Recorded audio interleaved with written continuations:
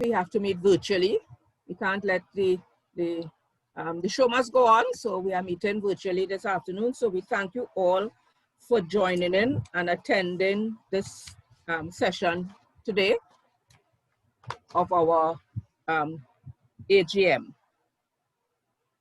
My name is Marcia Rollock, and I would be the moderator for the first session this afternoon, which is the opening ceremony.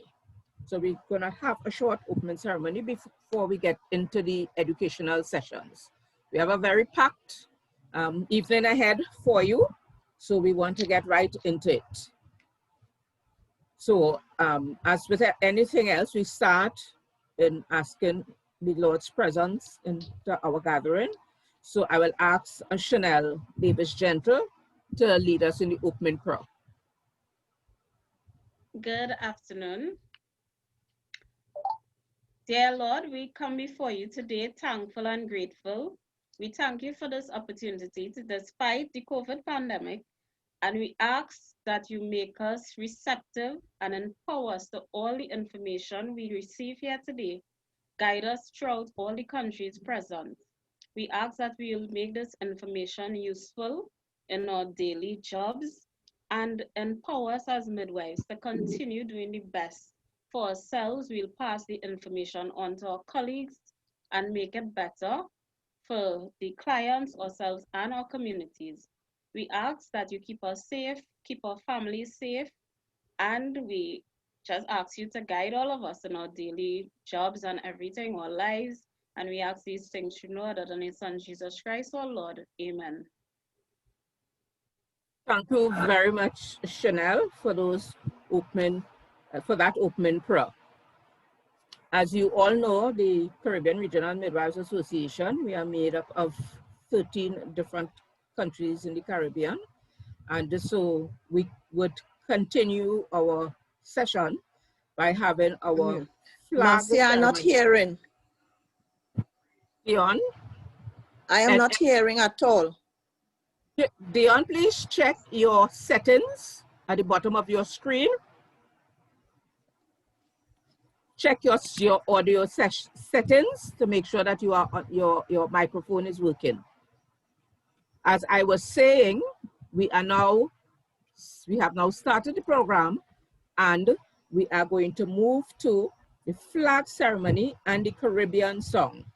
And this will be led by our president, Dr. Shirley Curtis. I am just doing the slide.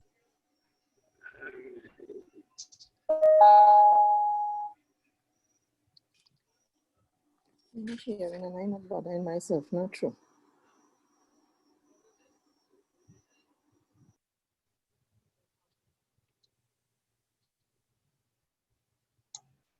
Dion, but we're hearing you.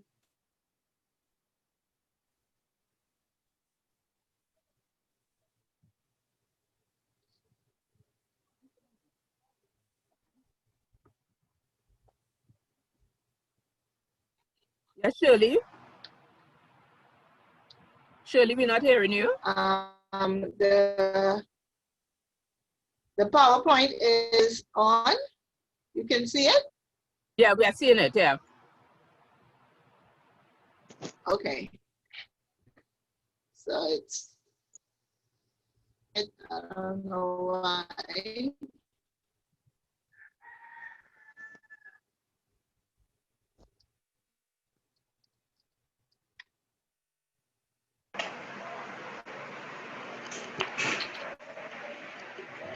Shirley?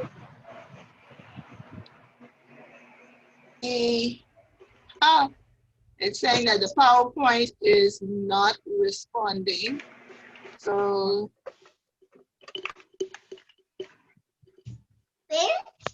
good night, everyone. Kindly mute your mic, please. Gosh.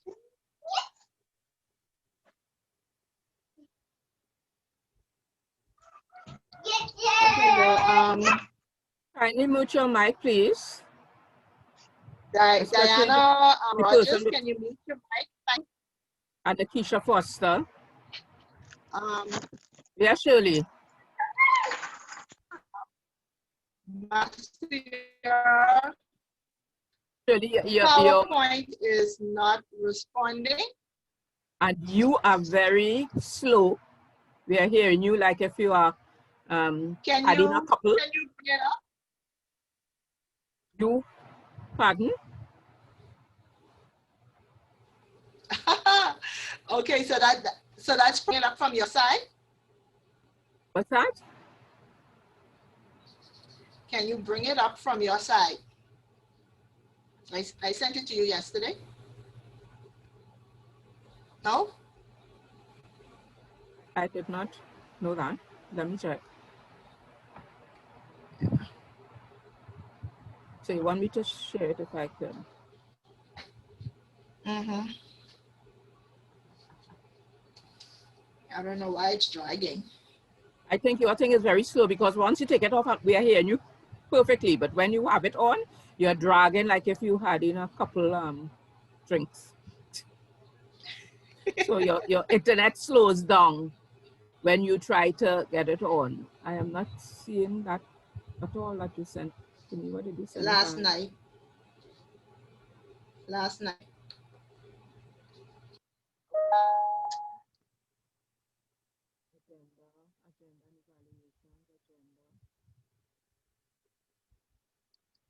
Nope, I went to my whole thing yesterday.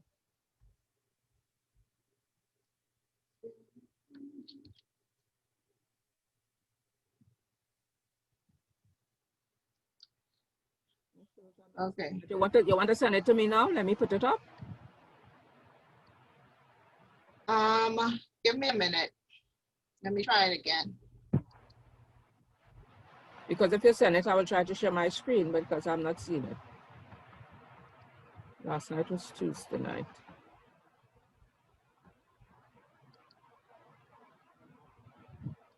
Okay. So ladies, we will continue with the program in just a minute, just a little. Okay, surely I see it. Just a little technical difficulties here. Let me see if I can open it.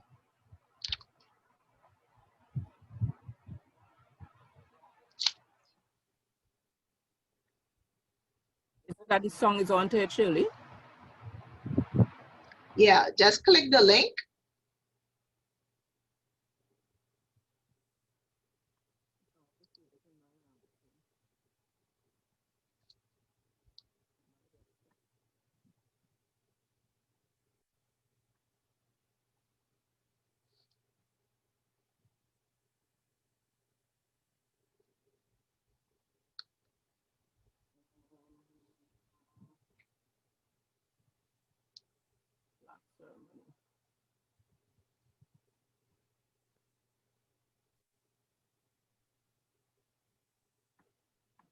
Okay.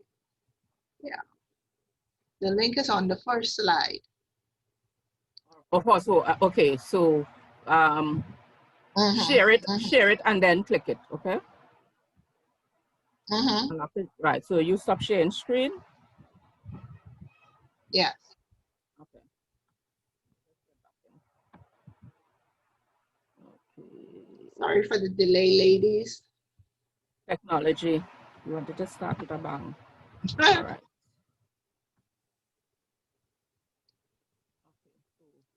I have it on. So if I click on the link, it should come up. You're saying. Right. I've done that. Right.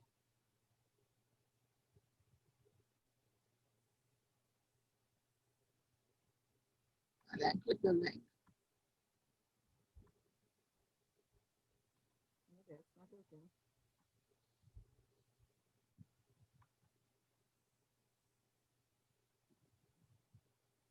Okay.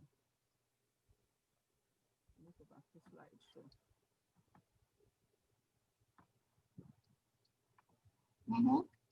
Go on slideshow. Yeah, I'm trying that. Yeah. I'm trying that. And while admitting Right. people. Right. Yeah, no, I'm admitting them. Okay. Right.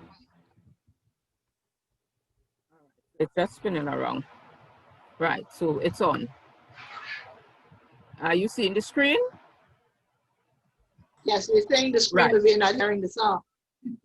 I'm hearing it loud and clear. You're not Yeah, hearing? no. But just let the flags play. It's all right.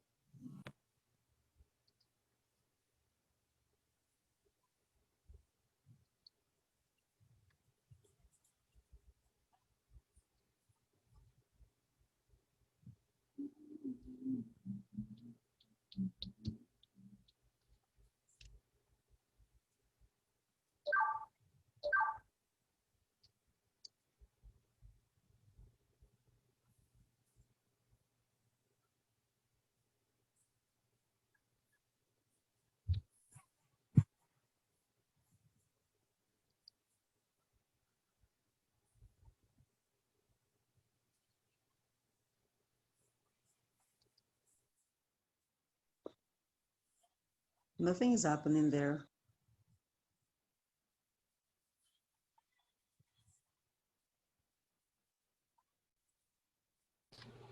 Marcia, move the slides along. I have to move the slides along?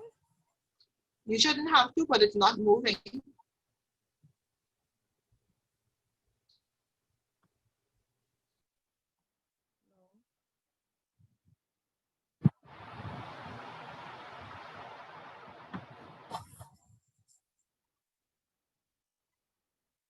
I'll start over because it's not, it's just what happened, Shirley. The sound is playing, so you're not seeing the slides. So it's either or. Did you click share computer sound at the bottom?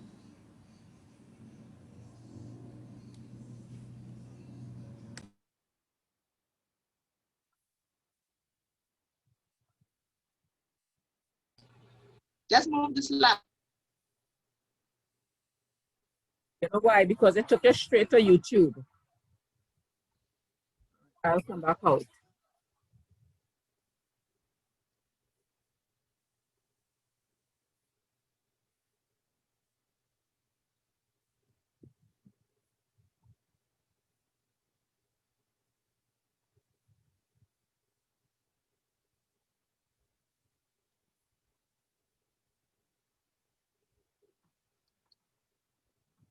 I'm afraid you can't get both.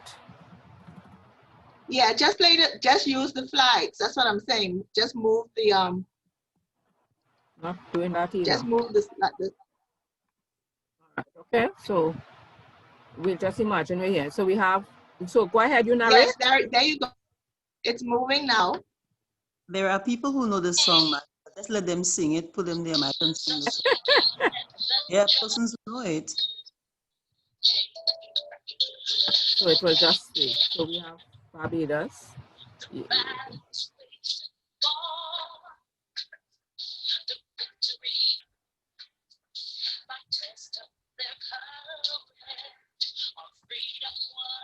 Time on this because they're not changing.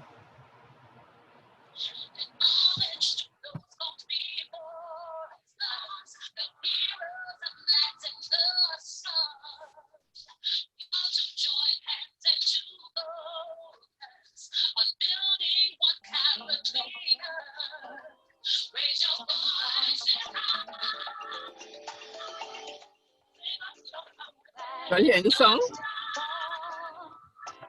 Yes, Marcia. Good.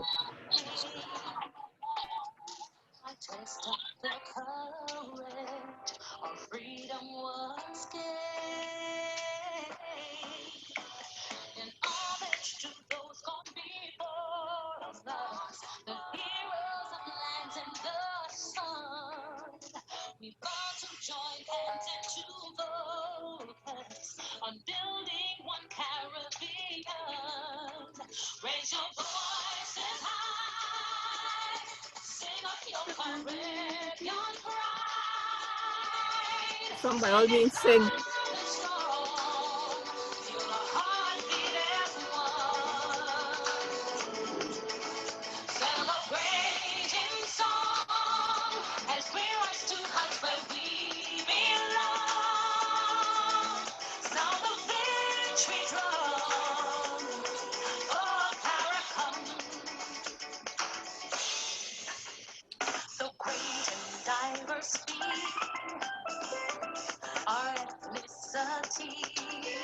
The bonds that unite us are stronger than these.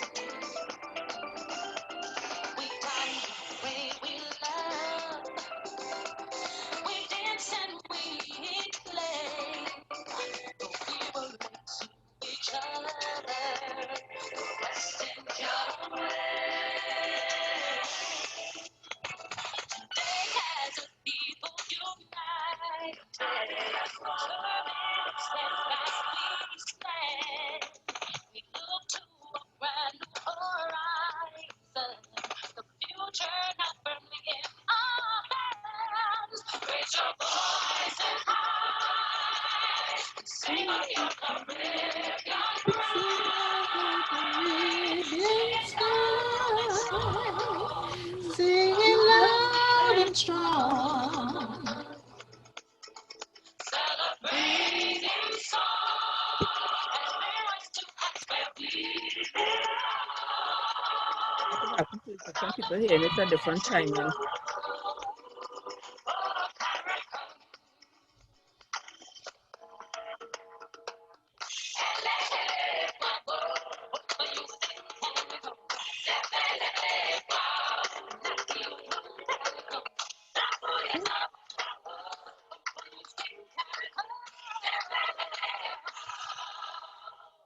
raise your voice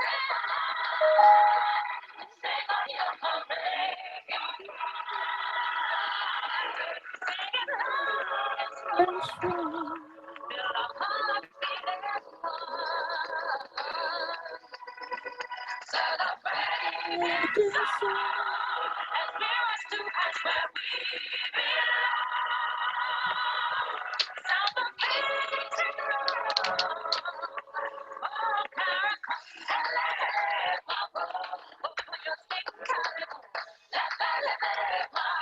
Convincing the round to move.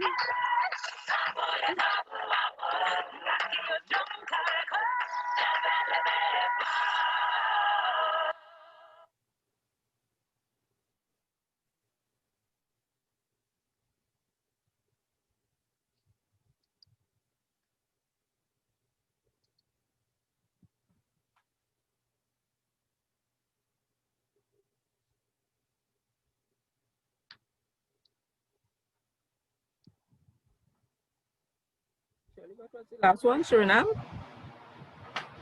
No, don't forget Trinidad. But I'm just asking, you see, because we are supposed to be really in Guyana, you will see my background. Setting the theme that we should have been in Guyana this year for AGM.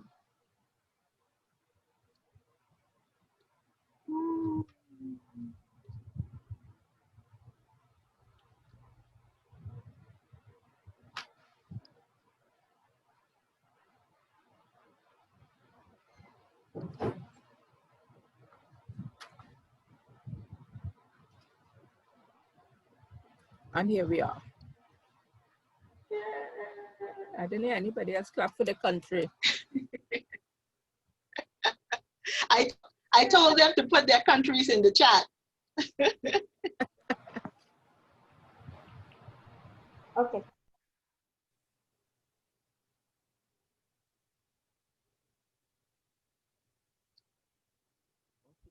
Caribbean. That's it, Shirley. Yes, right there. Because at the time I couldn't adjust it. So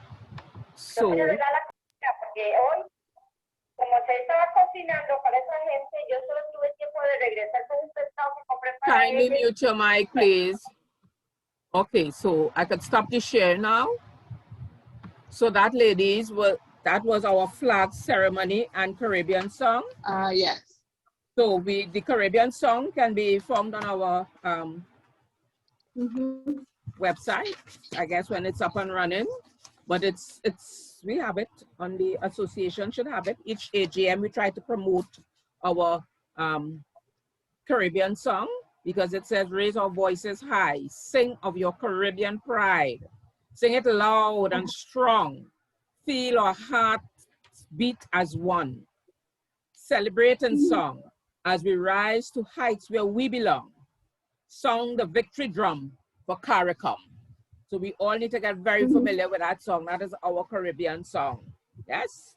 So thank you very much, Shirley, for that flag ceremony and Caribbean song. And we would stay with Shirley for her to give us her welcome address as president of the Caribbean Regional Midwives Association.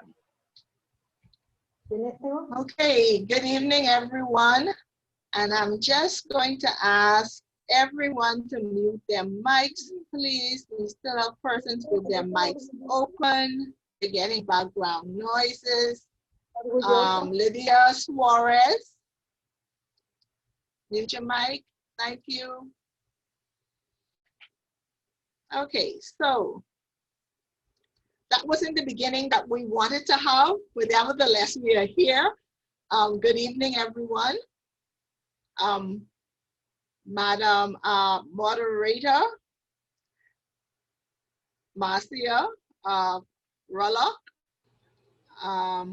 UNFPA representative. I'm not sure if she is on yet. Pilar de la Corte Molina. I'm here. Thank you. Hello, Pilar. Dr. Sandra Land, Dr. Joyce Thompson, UNFPA consultants, Mrs. Deborah Lewis, UNFPA consultant, Pandora Hartman, ICM regional representative for the Americas, any of our chief nursing officers that are from the Caribbean that are on. We have our presidents from the various associations, Mrs. Judith John, from the president of the St. Louis Midwives Group, Mrs. Marcia Rullock, president of the Trinidad and Tobago Association of Midwives.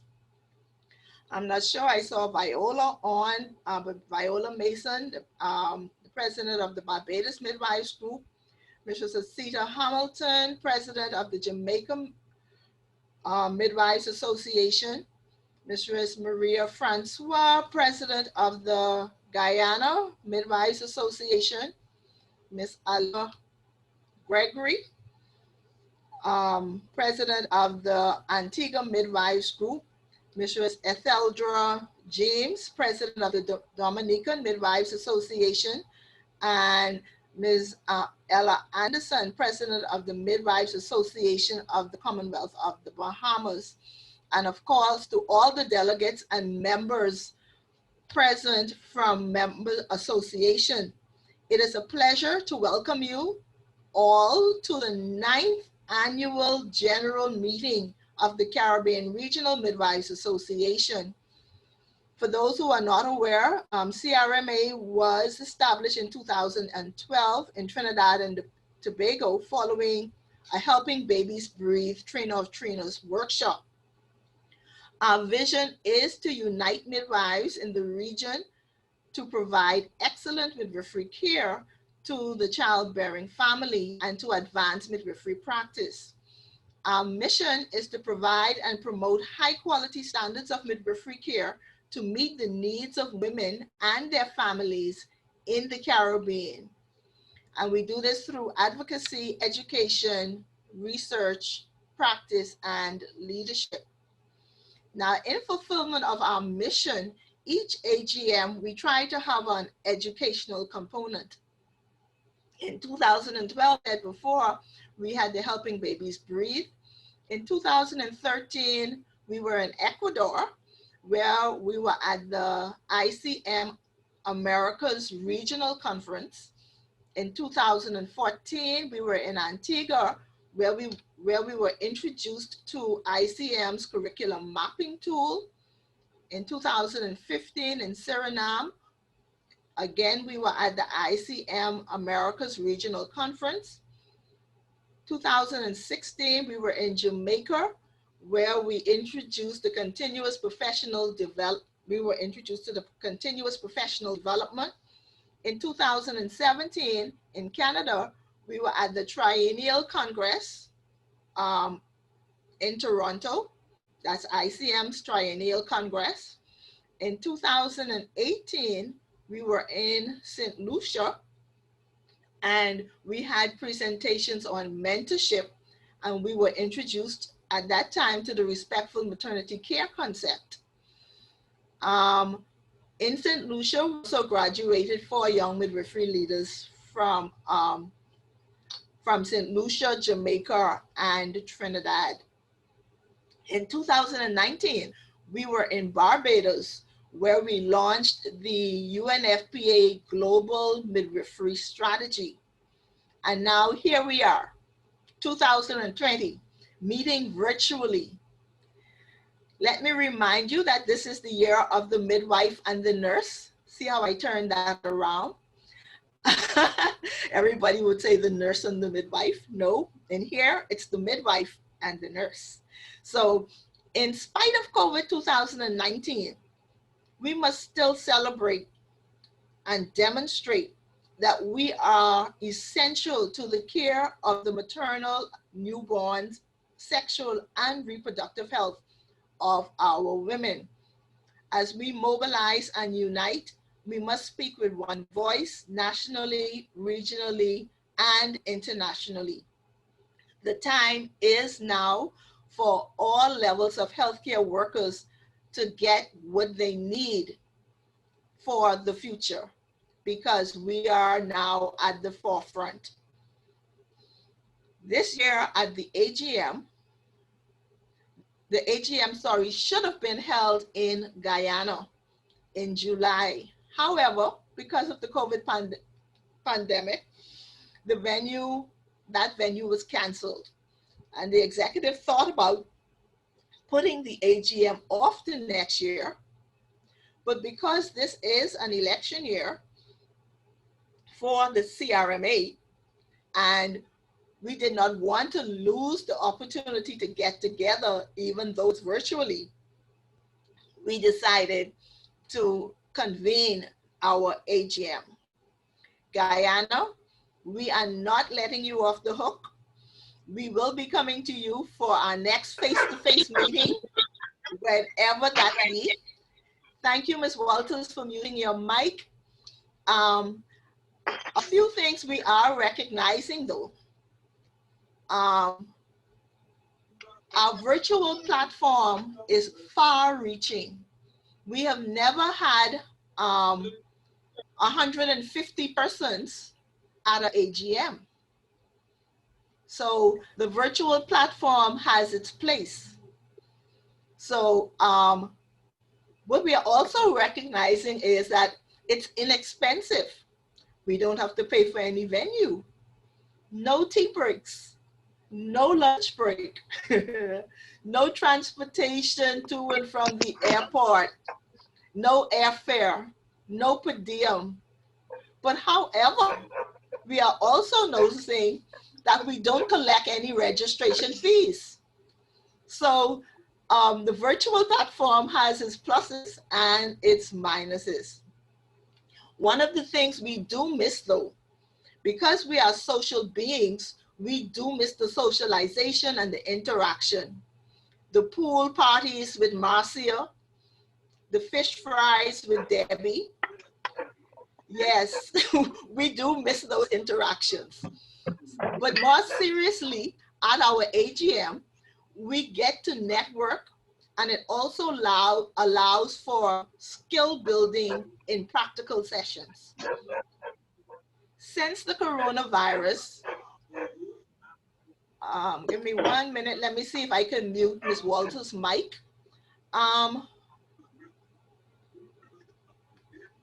Averill Walters, can you mute your mic, please?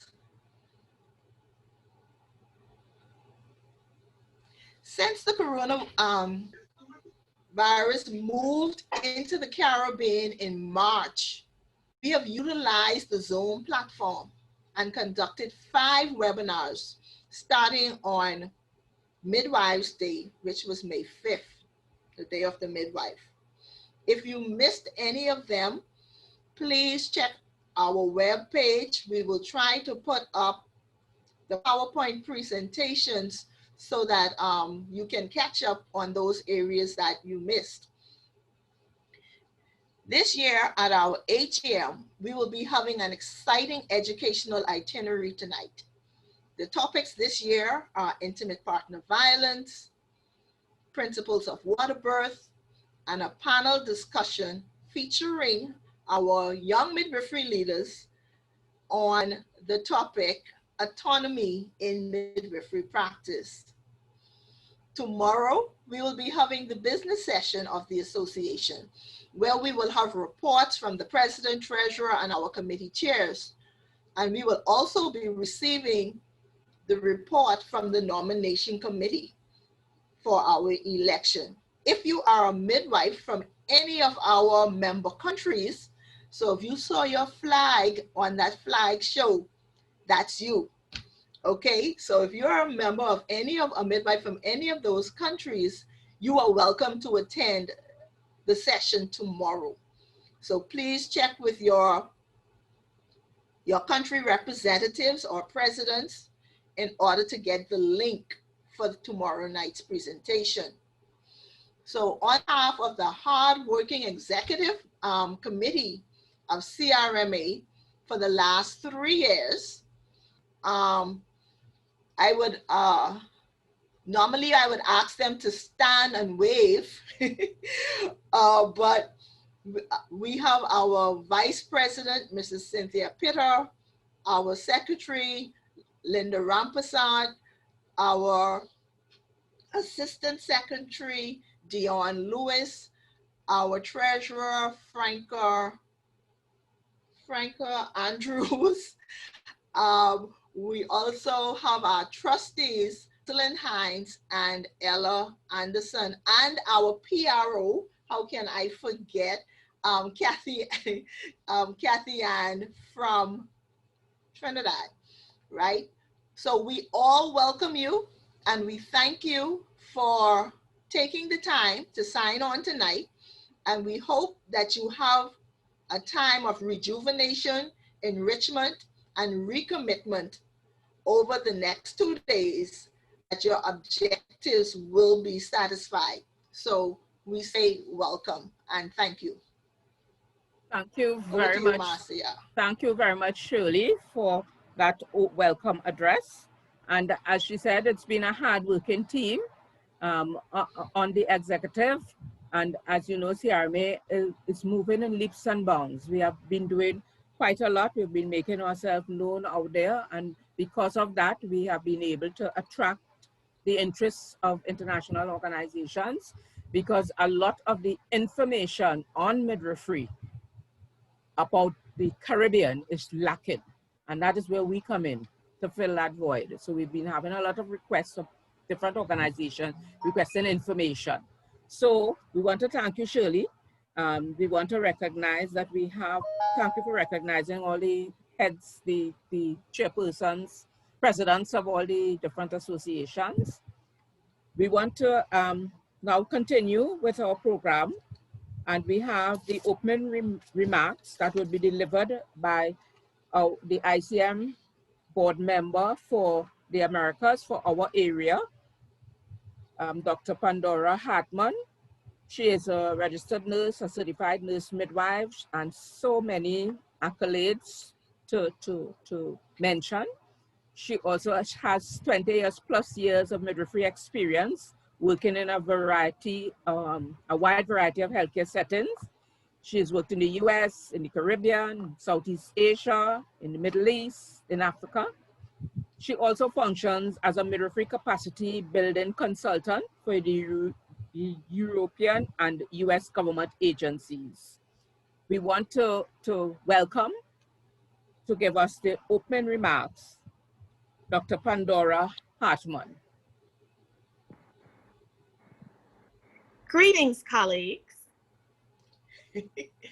I am honored to be here before you, lovely Georgetown, Guyana, on the occasion of this annual general meeting 2020. And I bring you greetings from the board members of the International Confederation of Midwives. The days since the installation of new offices in June have been nonstop. as we vision forward to continue to shape the organization as a leading global voice in maternal and child health. In this ever-changing and connected world, we realize more and more that we must explore our connection as professionals in more innovative and creative ways to move forward for women and babies. The world consistently illustrates that there is much to be done for the systems and structures surrounding healthcare delivery. As I have sat on the monthly CRMA regional webinars these past months, I have really been struck by the levels of commitment that are exhibited by all. It is really amazing what this region can accomplish. I'm also increasingly concerned about the levels of burnout and compassion fatigue that are growing amongst us, something that must be addressed to retain our powerful workforce. As a profession, we are pulled in more and more directions that seem to change daily with the COVID-19 challenges. Do you ever actually feel like midwife does not mean with woman, but actually Wonder Woman? Or maybe Superman for those male midwives listening in? We must be expert clinician, teacher, academic, politician, and leader with phenomenal IT skills, all while serving a balanced meal in a clean house. It makes my head spin just to think about it. And add the long hours and inadequate pay structures. Wow, it's a wonder that any of us even logged on tonight. So thanks to all of you for joining us here despite it. Thank you for believing in the vision of what midwifery could be. Thank you for your diligence and your hard work. Thank you for your sleepless nights. Thank you for your willingness to learn, and in some cases, unlearn as the evidence changes. Thank you for advocating for best practices for women and children. I wish that I could sit here now and tell you that you will stop learning and have easy days because you have gone to the pinnacle and we are experienced midwives. But alas, I cannot. What I can tell you is that you are embarked upon a life of service, a life of commitment, a life of constant change. What I can tell you is that there will be good days and bad days, that you will laugh as much as you cry. We entered into this year of the midwife and nurse with great enthusiasm, all plans which have changed. The theme for the year was celebrate, demonstrate, mobilize, unite. So what does that mean for us as we leave this year and enter actually into a decade of focus upon midwifery? What will we do? Or are we just too tired, overworked, and underpaid to even care? The ICM Council meeting presented the membership to vote on strategic priority areas to guide for the next 3 years. What the regions chose: leadership by for midwives, regionally, nationally, globally; quality of care, including education, regulation, research, and respectful care; strengthening our professional framework; promoting midwife-led continuity of care; strengthening association; strengthening work environment; strong regional support, communication, and advocacy. With this list, we see just how much binds us across the globe, despite country and practice settings. We see that there is still work for us to do and that we cannot stop pressing on despite the challenges. You see, as a midwife, you actually come from a long line of revolutionaries. To illustrate this point, think back to a story, the story of women who prevented a genocide. Discourse amongst historians and scholars cites this as an early example of social justice and political activism. One might surmise that this story was included to make it clear that resistance to injustice is always possible. Even when we feel less than powerful, there is always a workaround to be found. Some of you are now thinking of those midwives, perhaps Puha and Shipra. According to the Exodus narrative, they were commanded by the king of Egypt, Pharaoh, to kill all the male babies, but they refused to do so. When challenged by the Pharaoh, they explained that Hebrews women's labor was short-lived because they were lively or vigorous women, and therefore the babies were born just before the midwives arrived.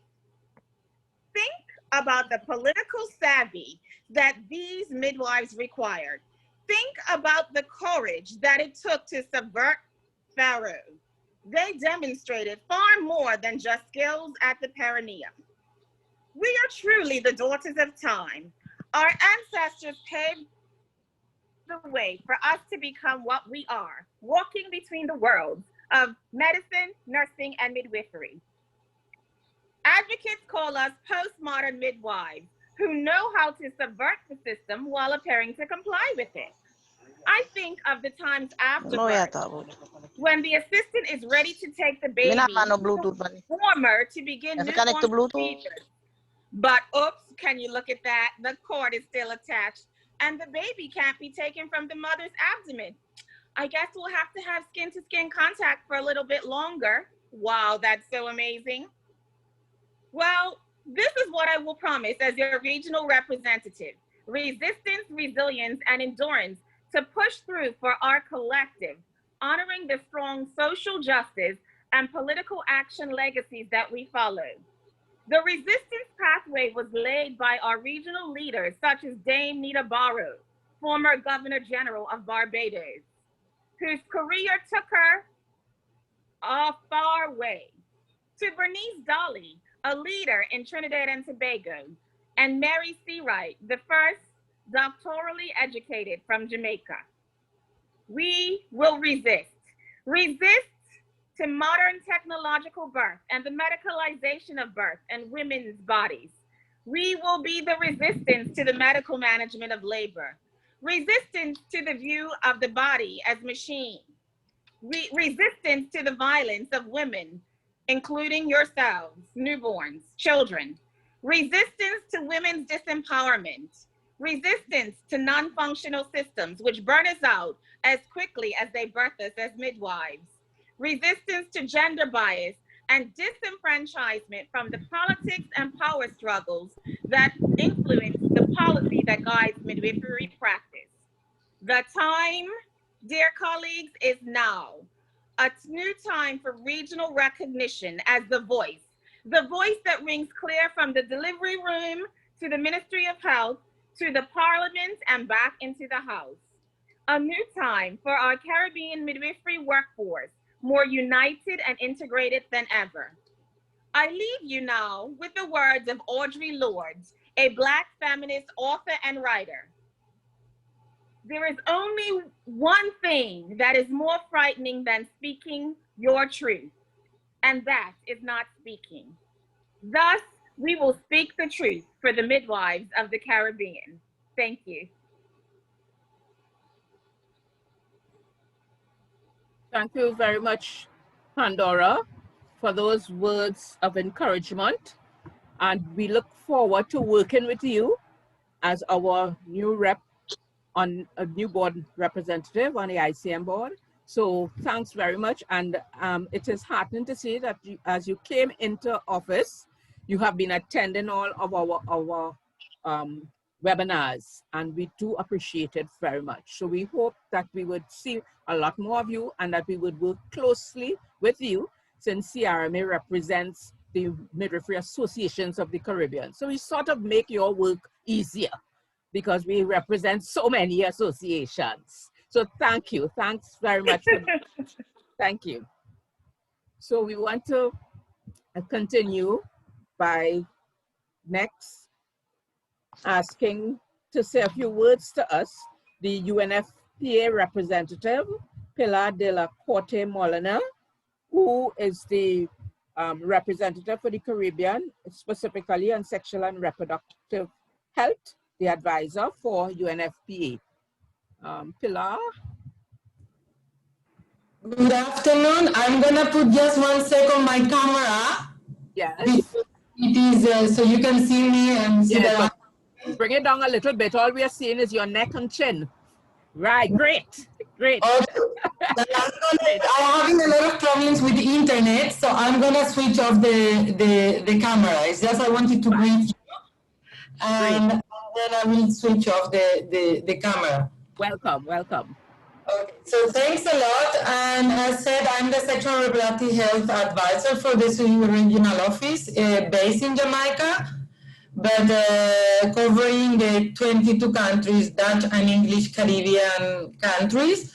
And many of you have seen me over the past months in the monthly webinars that we've been supporting.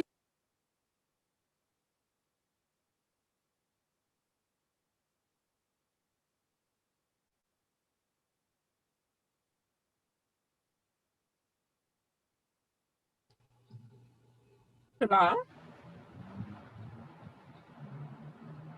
I think we lost her. We seem to have lost Pilar. She did say that her internet was giving some trouble. I'm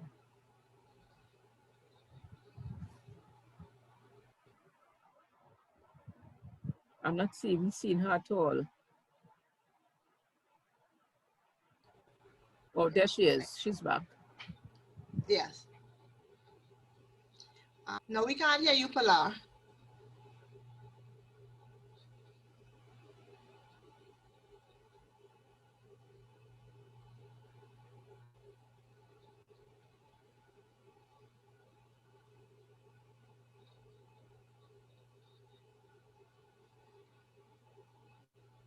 Connect with her phone to see if at least she could get audio on the phone.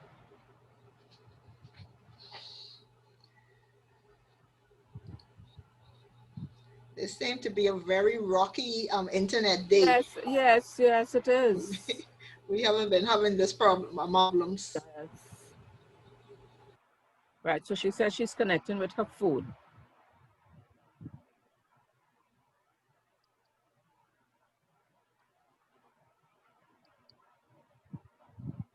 So at least we'll give her a little time to connect.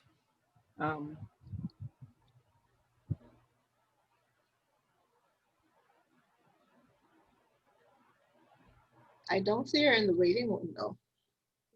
She's on screen. You're not seeing her full screen? No, I mean if she's trying to reconnect.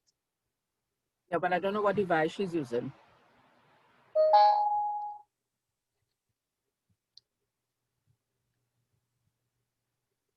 Well, maybe we can Well, maybe what we need to do while she's trying to get on, we will just allow her in whenever she gets on. Maybe in between speakers? In between, because she's there, I'm seeing her, she's in the room, but she's trying to get the audio from her phone. So once Pilar finishes, that would be the end of the opening ceremony for the AGM. I just wanted to thank all the persons who took part in the opening ceremony. Chanel for her prayer, Dr. Curtis for her flag ceremony Caribbean song and the welcome address, Dr. Pandora Hartman for her opening remarks, and Pilar Molanina. And we will hear the rest of Pilar when she's able to connect and join with us. So I want now to turn you over to the moderator for the educational sessions, Miss Linda Hunt Rampasad.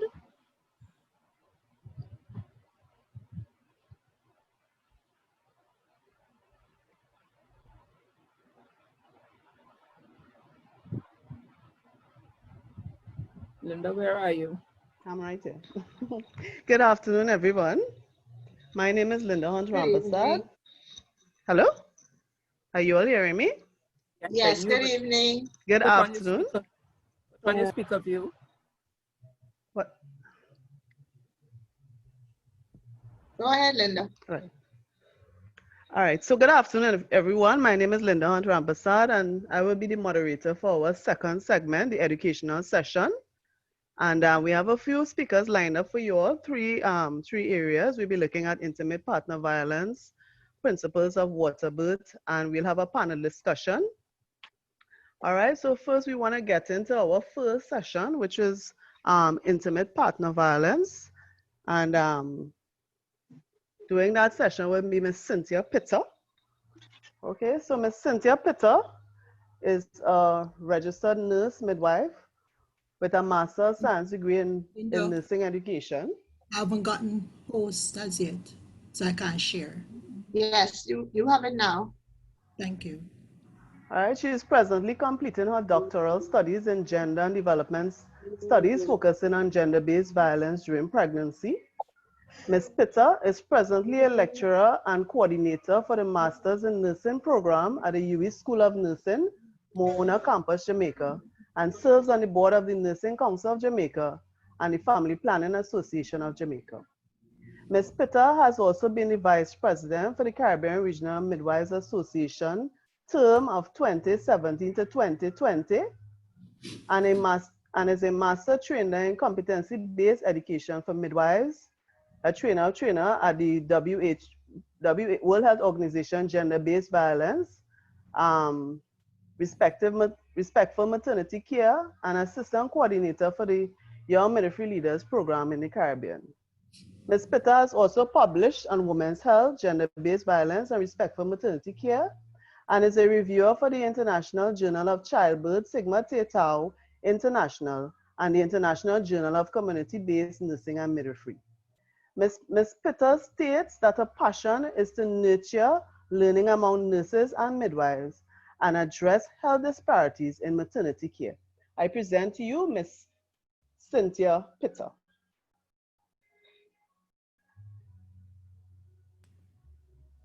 Ms. Pitter?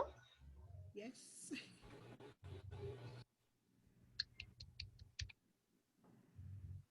All right, good evening, everyone. I'm not seeing myself, so I assume you're seeing me. Yes, we are seeing and hearing you. Okay, so thank you, Linda, for your introduction. Thank you, everyone. For the next 30 minutes, I'll be talking about gender-based violence, the implication for midwives.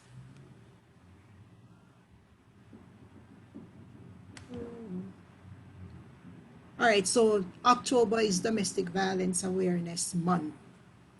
Okay, a lot of times when we talk about gender-based violence, domestic violence, we picture, this brutal attack on women and the various implication, health implication, social implication, economical implication that it has. I just want to say that men are also violated, but most times women are the persons that are usually affected.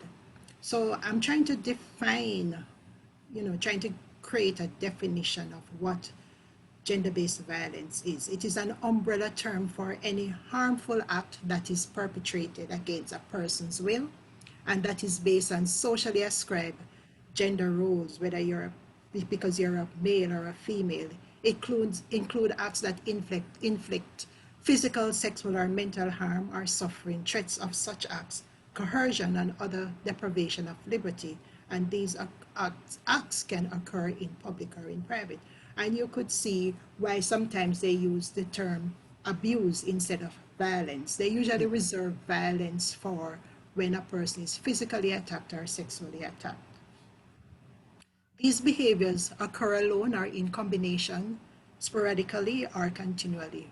Both takes the form of financial abuse, physical violence, psychosocial abuse, or non-consensual sexual behavior, allowing each incident to build upon the previous episode, setting the stage for future abuse. The term gender-based violence highlights the gender dimension of these types of acts. These terms highlight the relationship between females' subordinate status in society and their increased vulnerability to violence. women and girls are mostly affected, like I said. And there are various examples or categories of gender-based violence, for example, human trafficking, um, I can think of sexual harassment and so on.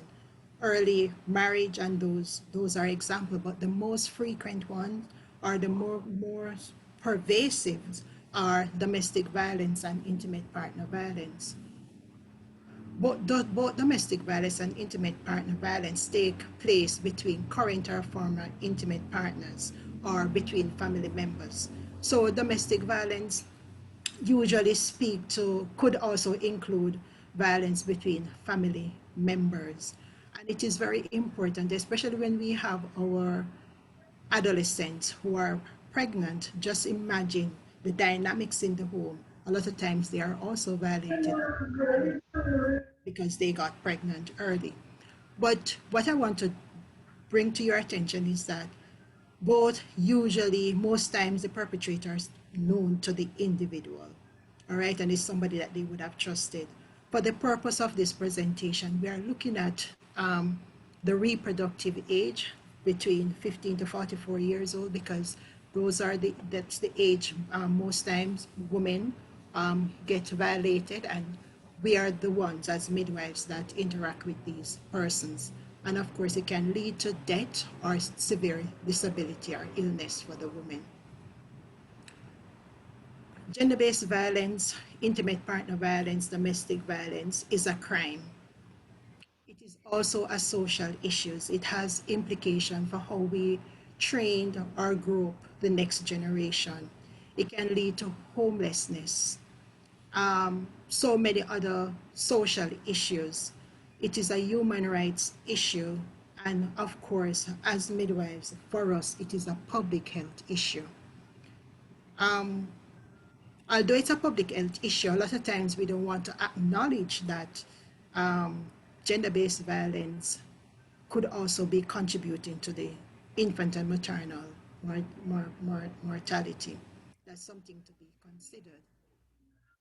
Since 1946, the UN has been, bringing this to our attention, but it was not until 1995, the Beijing platform, where they look at three critical areas at the right of women to have control over matters related to their sexual and reproductive health, and freedom from coercion and discrimination.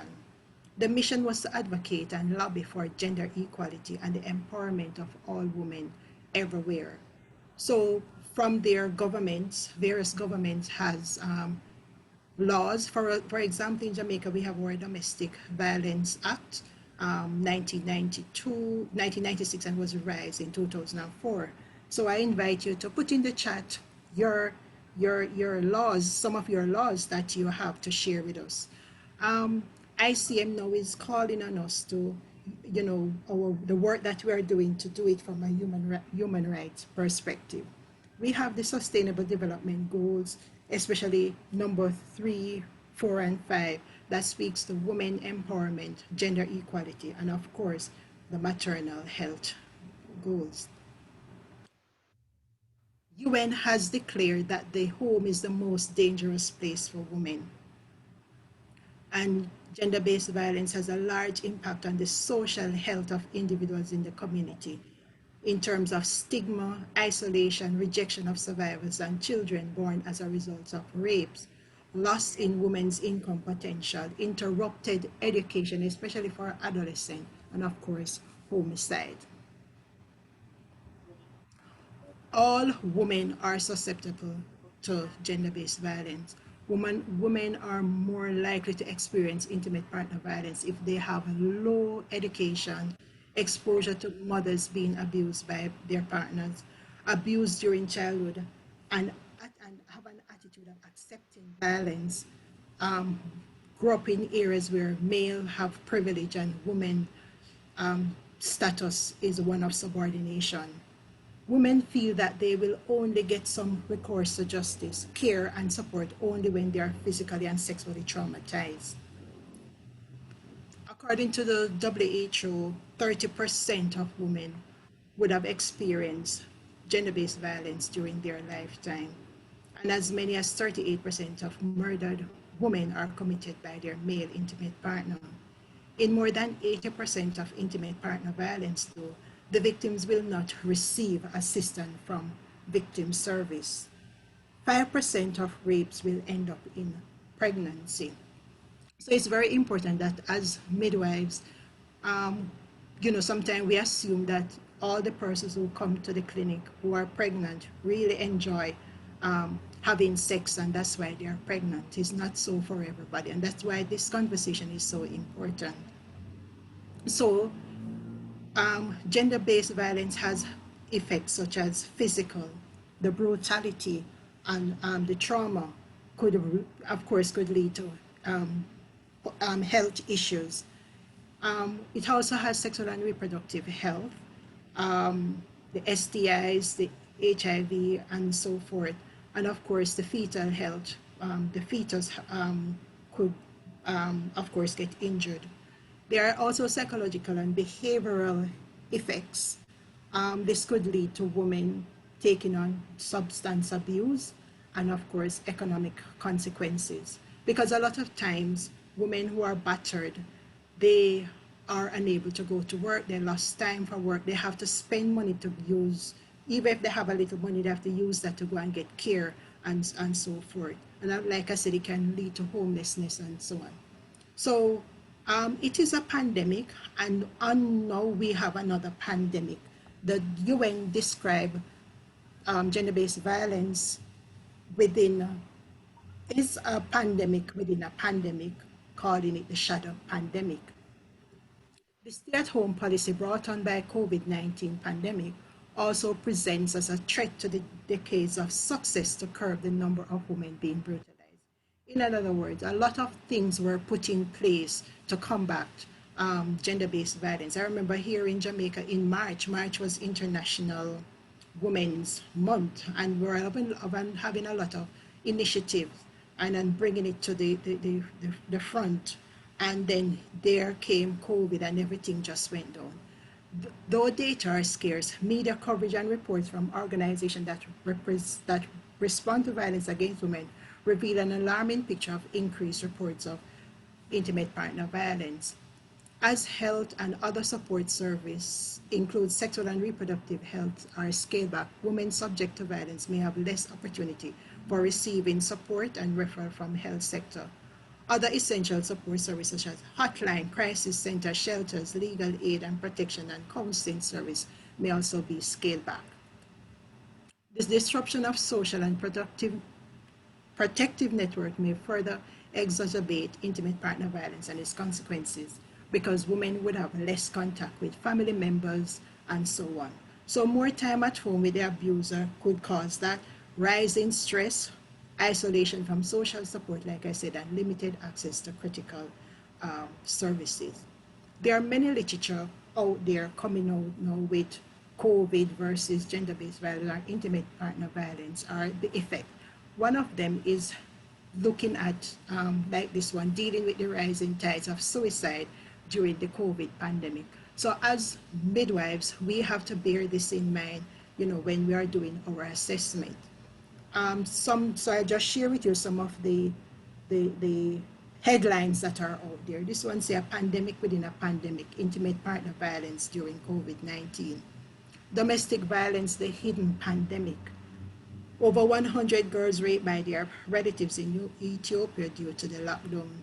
Domestic violence, that's a repeat, the hidden pandemic. And of course, UN coronavirus pandemic could lead to 7 million unintended pregnancy. So in all of those headlines, if you notice, there is no responsibility given to the person, to the perpetrator. You just assume that this thing is just happening to women.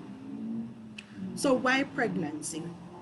As midwives, we are in a position of power where we can do something about it, because pregnancy, when a woman is pregnant, she's going to go and seek care, regardless of the circumstances. So pregnancy can be a negative outcome of sexual violence or contraceptive sabotage, pressure to become pregnant against her will, and coercion to either carry a pregnancy to term or have an abortion. Pregnancy is an important time for screening. It presents an opportunity to identify domestic violence, as that's the time many women will come in contact with with a midwife. It is estimated that 5 to 6% of women over the age of 18 will experience violence during pregnancy. Most women abused before pregnancy will be abused during pregnancy, and the incidents may escalate or may happen for the first time. Data on domestic violence in pregnancy in the Caribbean is elusive. So once again, I could ask you to share in the chat if you know your prevalence. In Jamaica, we have a 5% prevalence of pregnant domestic violence in pregnancy. My research study shows that it's a 36 prevalence. And this could be that because I'm targeting pregnant women as it is happening, while the national study look at after, so probably person, would have made up with their partner, or they would have resolved their issue and they just play it off.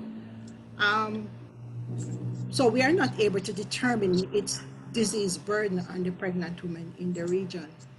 Physical abuse is harmful to the woman. The risk to fetal injury is high. There's a higher rate of low birth weight in newborns and maternal complication of depression, suicide, low weight gain, infection, bleeding, anemia. This could lead, like I said, to the woman abusing other substance. Physical abuse are usually directed to the head, the breast, the abdomen, the genitalia, and sexual assault is common, and even common among those who are married. Both increase the risk of miscarriages, preterm, and stillborn infant. After delivery, she may be emotionally and physically drained to care for her newborn. So if we are aware that these things are happening to the woman, then we will take a different approach when we are caring for them. She could have difficulty in bonding with her newborn. 90% of incidents of gender-based violence take place when a child is in the same room or the next room, or they can witness it. Children are often directly abused themselves, or they may be injured because they get caught into the crossfire. There is known underreporting of domestic violence due to its complex and sensitive nature and under-identification by health care providers. Neglecting domestic violence during pregnancy means further silencing domestic violence and keeping it hidden. It is within our remit to respond to intimate partner violence in pregnancy. We give repetitive care. We are trustworthy. We are confidential. We have the autonomy to educate women that abuse is a violation of their rights and facilitate her to access to other network and legal services. We need to be better prepared to respond or to address human rights issues such as domestic violence. The healthcare response to gender-based violence is loose. Midwives' encounters with survivors are mere coincidental. There are no framework to guide midwives' response, not explicit in our curriculum. Midwives are not mandated by the government or health institution that they work to intervene. They are willing, most of us, if you talk to us, we are willing to intervene, but we need a training and protocol to guide our action.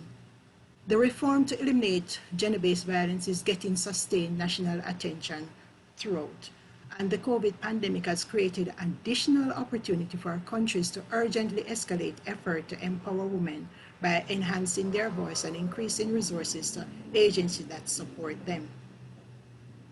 The WHO does not recommend laws that require healthcare providers to report cases of partner violence and sexual violence to the police without the woman's consent. What they do is that healthcare providers inform women of their legal rights and offer to report to the police should the woman want this. What they're recommending is that they don't recommend universal screening for all women, but they said they recommend it for the antenatal care. So as midwives, we have that, to work with. Why antenatal care? Intimate partner violence in pregnancy is a public health issue. hidden and difficult to detect. It is a suitable setting. This can be the first time the woman is using any formal system. Use it to raise awareness. So during our talks with the women, domestic violence can be a topic. Women are seen individually, afford the availability to screen, and of course to utilize a referral system. Make it mandatory to have educational program in the workplace, increases midwives' knowledge of nurses there, foster awareness and sensitivity about the women abuse. We need to be educated along with our patient. So educate the women, use universal screening for pregnant women, use validated tools, get organizational support for resources and training. And of course, we need to advocate for policy change, and of course investigate and acknowledge that gender-based violence can be influencing the infant and maternal mortality rate. Having a protocol in place takes out the guesswork of not knowing, will uncover hidden cases of domestic violence, change perceived acceptability of violence in relationship, make it easier for women to access support and service earlier, change health professional knowledge and attitude towards domestic violence, and help to reduce social stigma, help maintain the safety of women experiencing domestic violence. So what can we do? WHO have this acronym where they use lives, meaning listen, inquire about the needs and concern, validate what they're saying, enhance their safety, and give support. What not to say? Do not ask why. Whenever we use the word why, we re-victimize the individual. Do not talk negatively about the abuser to the survivors. Do not talk directly to the abusers about your suspicion about abuse. This will cause retaliation. What to do? Empower the survivor. Sit down with her. Ensure privacy. Use your best listening skill. Utilize the referral system. Provide her with resources. What you can say, are you safe at home? I believe you.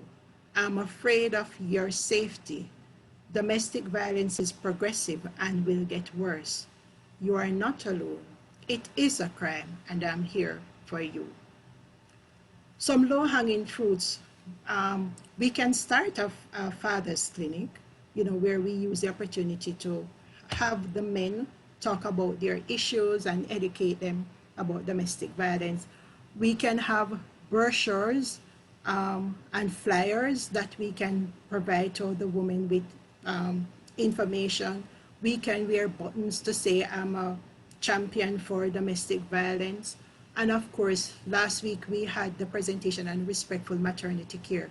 We have to be respectful to our patients to get their confidence. It doesn't mean make sense that we are going to champion the cause of domestic violence when we are disrespectful to our clients.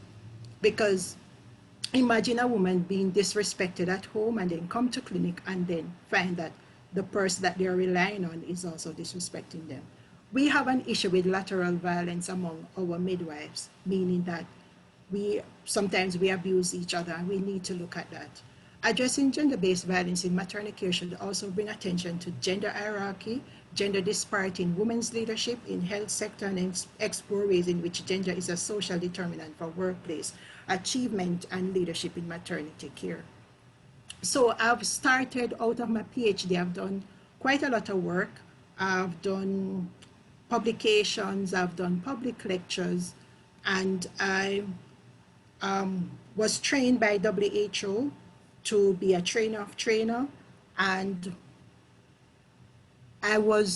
we were to start rolling out some training in Jamaica in association with the chief nursing officer and through the Nursing Now project and WHO.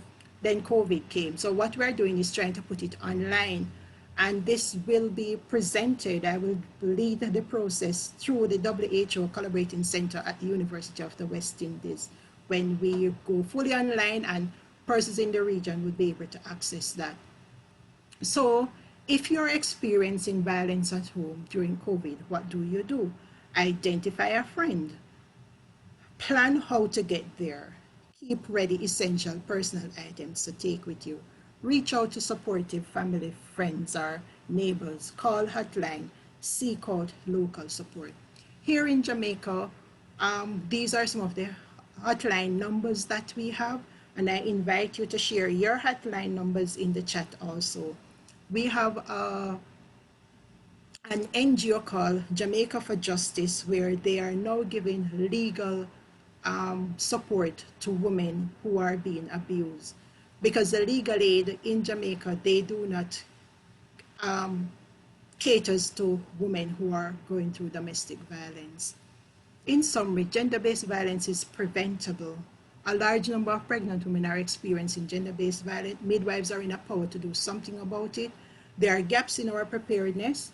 We need for more research. The nurses know is a conduit by which we can intervene, galvanize our support. The interventions are multifaceted. We are heading in the right direction. Okay, so as healthcare workers, offer frontline support to women, give medical treatment, connect with other survivors. I bring back this picture to show you that, when we talk about the brutality of women, but there is always a window of opportunity. If you notice, that window is open. So when she screams, our next door neighbors can see and hear. So they are relying on us. We should be that window of opportunity. It is very important that I say that as women, sometimes we also can associate with these, what's happening to our women. We are women, we do get pregnant. Some of us have been exposed to gender-based violence. So let us be sensitive when we are addressing these things. I want to share with you, I think this is my final slide, with the African proverbs Ubuntu. We translate I am because we are. It is to bring the connectivity, meaning that as midwives, we can connect with our women, just like what I said a while ago. And because of who I am, who these women are, because of who you are, these women will prevail. Our regional rep spoke about our midwives from the Bible. They weren't afraid, they intervened. ICM last week called to action to uphold the human rights of pregnant women and their family members in Moria, if I'm pronouncing it correctly. So I have struck out that to say including our region. So Frank Akadi wants us to stop being well-behaved. We need to be advocate. We need to be that voice. We need to protect our pregnant women as you are doing. And I just want to thank you for the work that you are doing. And this is a call for action. Thank you for listening.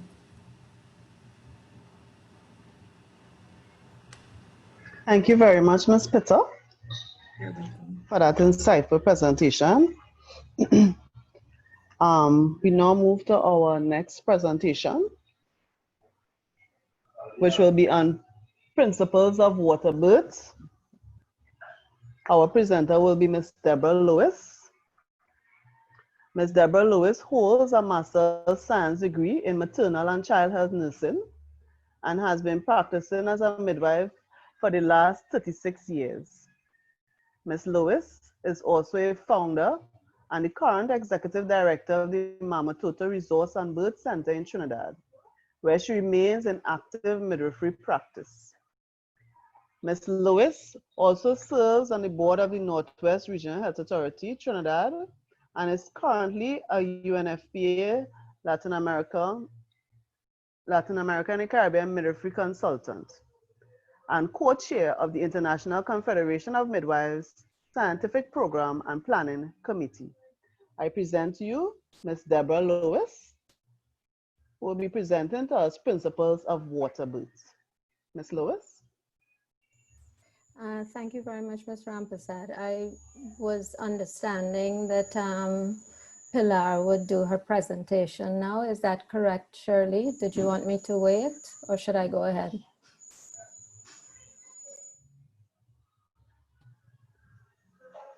She did come back in, but I don't see her again. But she did email her presentation, so I can read it. I'm If here. Oh, Pilar, you're back? Thank Yes. you. Okay, Yes. so Pilar, please give your presentation. Yeah, I'm not gonna put my camera because I think that when start the problem. Yeah. So, and it's not a presentation, it's just really some Your opening remarks. remarks. So thanks for your patience. I'm so sorry, but this. She's gone again.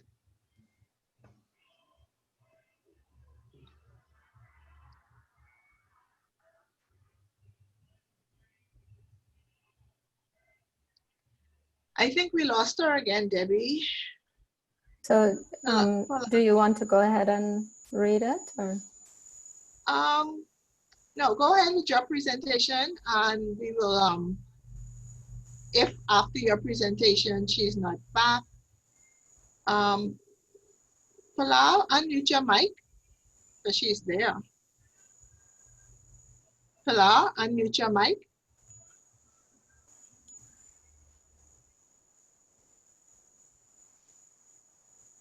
Go ahead, Debbie, with your presentation. Okay, I'm just going to turn on my video and say hello, but then I'll turn it off because I think it will affect the sound. So just so that everyone has a sense of who's speaking to them, I'm saying hi, and then I'll turn it off. Okay, so my presentation is on the principles of water birth.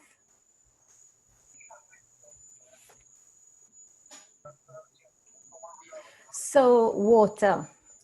I think everyone will accept that in most cultures, water signifies peace and calm and relaxation. Here I've put a spa, the beach, and please note that in honor of our colleagues from Guyana, which is where we should have been, in the bottom right corner, I've put a river because Guyana, I think, is quite, well known for its rivers. And of course, the woman in the middle, you see absolute relaxation. So the use of water, a definition that's given in Google for water births says that the woman spends the final stages of labor in a pool with delivery taking place either in or out of the water. But I think, you know, generally, when we say water birth, we mean that they've actually given birth in the water. It's not anything that's new, the use of water. In ancient times, people took warm baths to soothe their muscles, to ease tension, etc. Water immersion and giving birth in water first became well known in 1805 in France, and then really much more popular in the 70s in the United States and so on. And it's used quite extensively for labor only, and then you can get out to give birth, or for labor and to give birth. The benefits are fairly well documented. So buoyancy and relaxation. And the example that I usually like to give, which would be very familiar to those of us in this region, is if you go to the beach or you get into the ocean, or even if you're in a pool, you know, you can just sort of float in the water because it's very supportive and it really helps your muscles feel very relaxed. So that's a similar sort of effect that it has when you get into the tub of water. There's increased mobility, again, a little bit to do with that, you know, the lightness of being in water that allows you to be able to change positions and so on easier. There's reduced pain perception and of course a reduced need for any sort of pain relief. In some places it's referred to as an aquadural as opposed to an epidural. The decreased stages, the first and second stage, generally that's related to the fact that once you get into the water, again, the relaxation decreases the stress hormones and the catecholamines, which just allows you to relax and to be able to let labor progress. reduce perineal trauma. Similarly, that the entire perineum is made up of muscles, like muscles in every direction. So again, the relaxation of muscles. And interestingly enough, all of the studies that have been done on water birth show a huge, huge increase in the satisfaction of the experience from the woman. Then in terms of the baby, there's no actual research that has been done that has shown any obvious benefits to the baby. But anecdotally, I think that it really allows for a more gentle transition for the baby. If you think about it, they're coming from water to water. It's just a bigger space. And so they really just sort of stretch out. And so the transition, you know, out of the water and to land is much more gentle. And also parents who have had babies that were born on land and in water, as we say, report that the babies that are born in water are usually a little bit more calm. The risks or concerns. So these are the most common ones that people express: aspiration, because they think that when the baby is born, the baby is going to start breathing under the water. And so they will aspirate, you know, some of the water from the pool. But that doesn't happen. There's several things that trigger breathing in a baby. One is the room air, when the air hits their skin, their wet skin. Also, there's a nerve close to the nose and the mouth, the trigeminal nerve, that is also stimulated by the room air. And those are some of the things that trigger breathing. So if the baby is completely under the water, then those reflexes are not triggered. There's also a dive reflex that's in newborns up to until they're about 6 or 8 months old, which allows them, if they go underwater, they automatically hold their breath. So those things combined really, I mean, it's rare that a baby would breathe once they're completely under the water, and we'll talk a little bit more about that later. Infections in the mother and baby. Well, infections in the mother, you have to ensure that the tub is really cleaned well, or if it's a disposable tub, an inflatable tub, that they have disposable liners, which are changed regularly.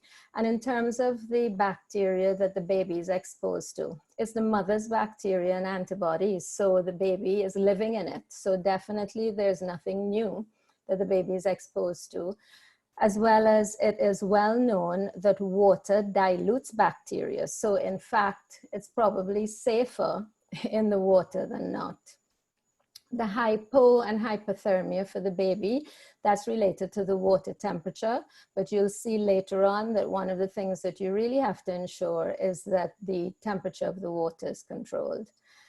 And then the cord avulsion is something that has shown up in a couple of cases, really not very often, but it has always been related to the baby being brought out of the water too quickly. So when the baby is born, if they rush the baby out of the water to bring them up from under, and the cord is short, you do run the risk of that cord bursting. But it's been rare that it's happened, and in one of the recommendations is that you bring the baby up slowly, and this is one of the primary reasons. So Cochrane is like, you know, the Bible for medical people, and all of the studies on Cochrane show that there's no evidence of increased adverse effects to fetus or mother. In the mother, Cochrane also shows that there's no difference in assisted vaginal deliveries, cesarean sections, perineal trauma, or infection. And in the baby, no difference in APGAR scores, NICU admissions, or neonatal infections. So I think that's, you know, pretty clear and well documented what those, and the guidelines. So this is where it's really important to pay attention to this. So of course, as you know, with any management of a labor and birth, fetal heart rate, contractions, etc., all those things. But the things that are specific to water is that the woman really needs to be in established labor. And that's because, again, the effect of that relaxation, it can really slow down the contractions and so therefore slow down the labor. And the global recommendation is about 5 centimeters. At Mama Toto, we generally use 6 to 7 centimeters because we have found that before that, there really is a high risk of the labor slowing down. So we usually wait until about 6 to 7 centimeters. Deeply immersed, they must be fully in the water up to their breast. So the tubs have to be deep enough to allow for that. In the pictures, we have 2 tubs at Mama Toto. This one is the larger one. So they have to be immersed up to their breast. And that's for 2 reasons. One is in order to really get the relaxation effect of the water, they need to be in deep enough. And then of course for the birth, because when the baby comes out, the baby must be completely submerged.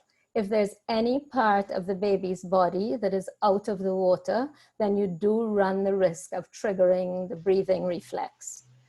So they must be in deep enough that when that baby comes out, the baby is completely under the water. The temperature of the water, generally it has to be close to body temperature. So a little bit below or a little bit above body temperature, but close, so that the baby as well does not feel a big shift in the change of temperature when they're born. And the water temperature needs to be checked every hour. So for example, that tub has a built-in thermometer that registers the temperature, and we also put a floating thermometer in to ensure that the water temperature is maintained. The partner, I put the partner here because it's something that sometimes we forget. If the partner is also going to get into the tub, then you do have to be conscious of how much water you put in. You put less water if the partner is going to get in, again, because of the displacement and depending, of course, on the size of the partner.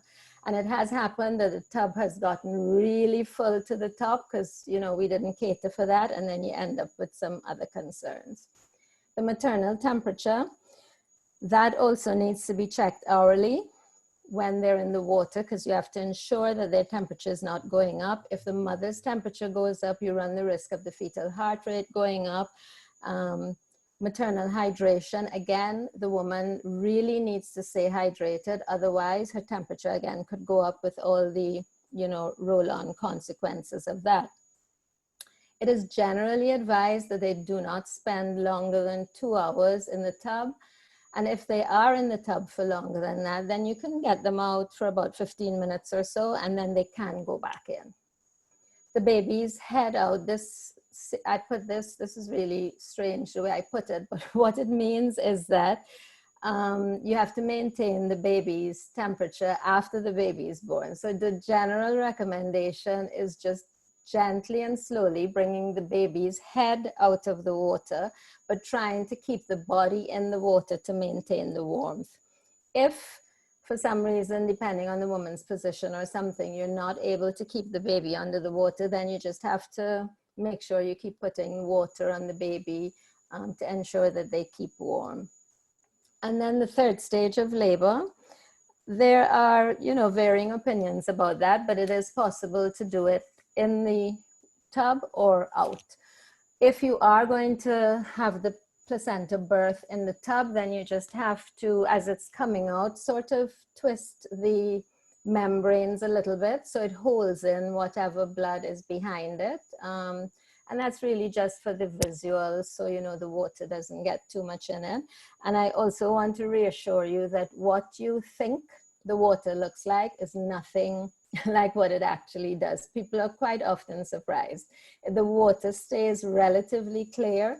There really is not a lot of blood in the tub, even if you have the placenta deliver there and then get the woman out.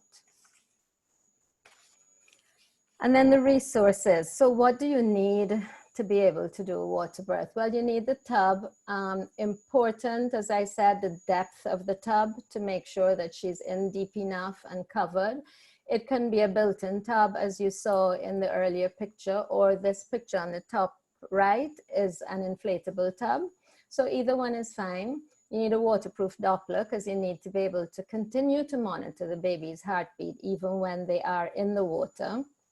Shoulder length gloves, a net or a scoop, because yes, there may be some debris, including stool, that floats around in the water, because when she's pushing, it's possible, but you just scoop it out with the net and get rid of it. A mirror sometimes helps. It needs to be a mirror, a special mirror that, you know, you'll be able to see under the water. A flashlight if you need it, towels if she needs to come out, you know, to keep her warm. The staff need to have some level of training to be able to do the water birth. Actually, in the UK, it is one of the core competencies for midwifery students that they have to learn to do water births. And the other thing that you have to be conscious of if a woman is in the tub is that you need to have a clear path for if you need to get her out of the tub quickly to be able to get her onto the bed. And the picture at the bottom right is just a picture of some of the equipment. So the little duck is a floating thermometer, the Doppler, the net is just something that you use like in a fish tank or so, and the flashlight and so on. So to be eligible to have a water birth, you do have to meet some criteria. This picture is another one of our tubs at Mamatota. It's not as big as the other one, but the depth again is what is important. So you have to be low risk, meaning you can't have any medical complications, no obstetrical complications, no history of any of those. Your BMI, the recommendation is lower than 35. They have to give consent. It should be head presentation, vital signs within normal. No current infections, for example, vaginal infections, blood infections like hepatitis, or any skin lesions like herpes, etc. They should be full term, which is considered 37 weeks and above, and a singleton. The contraindications would be, of course, the absence of anything that was just mentioned on the slide for eligibility. And these are the other primary contraindications. So VBAC, history of PPH, if you're being induced or augmented, sedation or any sort of analgesia, anesthesia, if you expect a big baby. Even if it's a head presentation, if there's some sort of malpresentation, so really asynclitic, fetal heart rate anomalies, meconium in the liquor, fever, vaginal bleeding, you know, things that where you may need to have good access to the woman, which you may not be able to have in the tub, then those would be considered contraindications, and of course not advisable to get her into the tub, for the birth anyway. And of course, COVID-19. So initially, it was absolutely no, that there should be no water births. And then it was revised and they said yes. These are the two general guidelines, that water can be continued to be safely offered to all women who labor and birth who are asymptomatic and test negative. So because at one point, the thinking was that all water births should be stopped. So now they're saying, yes, if no symptoms, negative, fine. However, they're also saying that even women who test positive and remain asymptomatic can use water, but the provider does have to be dressed in full PPE. And the thinking basically behind this was that, you know, COVID is not waterborne, so they couldn't really support the fact of refusing all women the use of water. And then their general other guides, so you would change your gloves every time you put your hand into the water, make sure the gowns and masks that you're using are waterproof, make sure the equipment that you're using is disposable or easily cleaned. You know, reservations still continue and they vary from country to country. But the universal consensus is that if the woman is positive and symptomatic, no, water is not appropriate. But if she's positive and asymptomatic, she can still use water for labor and birth. And of course, if she's not symptomatic and not positive, if she's negative, absolutely water can still be used, because this really is it's sort of the discussion similar to can the support person still go in? It's like the perfect excuse to just want to stop everything using COVID-19 as the reason. And so that is it for my presentation. These are the references that you can use, which you'd have access to once the presentation is posted. And just to say thank you, and that's one of our water births at Mama Toto. And see, this is the way people should look when they've just given birth. Thank you. Thank you very much, Ms. Lois. At this time, if Ms. Pilar is not ready, is she ready, Ms. Curtis? Remarks, but she said that her internet is not doing very well. So she sent it, so I'll just read it.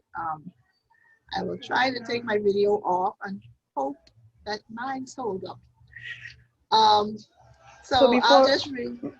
Before you start, Ms. Curtis, I just want to point out to the wider group, we'll be taking questions on the 2 sessions that we had just now on gender-based violence and water birth, principles of water birth. We just open the mic for about 5 to 10 minutes. All right, so right after Ms. Curtis, we will open for questions. Thank you. Or they can type it in the chat. Yes. And we do have a repertoire who will take the questions from the chat. Okay, this is from Pilar. Childbirth is a fundamental part of human existence. Don't speak. And just as, hello? No hearing them. Oh my God. I'm Hazel. Your mic, please. Sorry, Leda. I was getting some trouble before. Sorry. I now getting. Mute your mic, Hazel. Okay, all right, nice. Thank you. Sorry about that. Childbirth is a fundamental part of human existence. And just as women will continue to get pregnant and babies will continue to be born, even in the time of crisis, midwives will always be needed.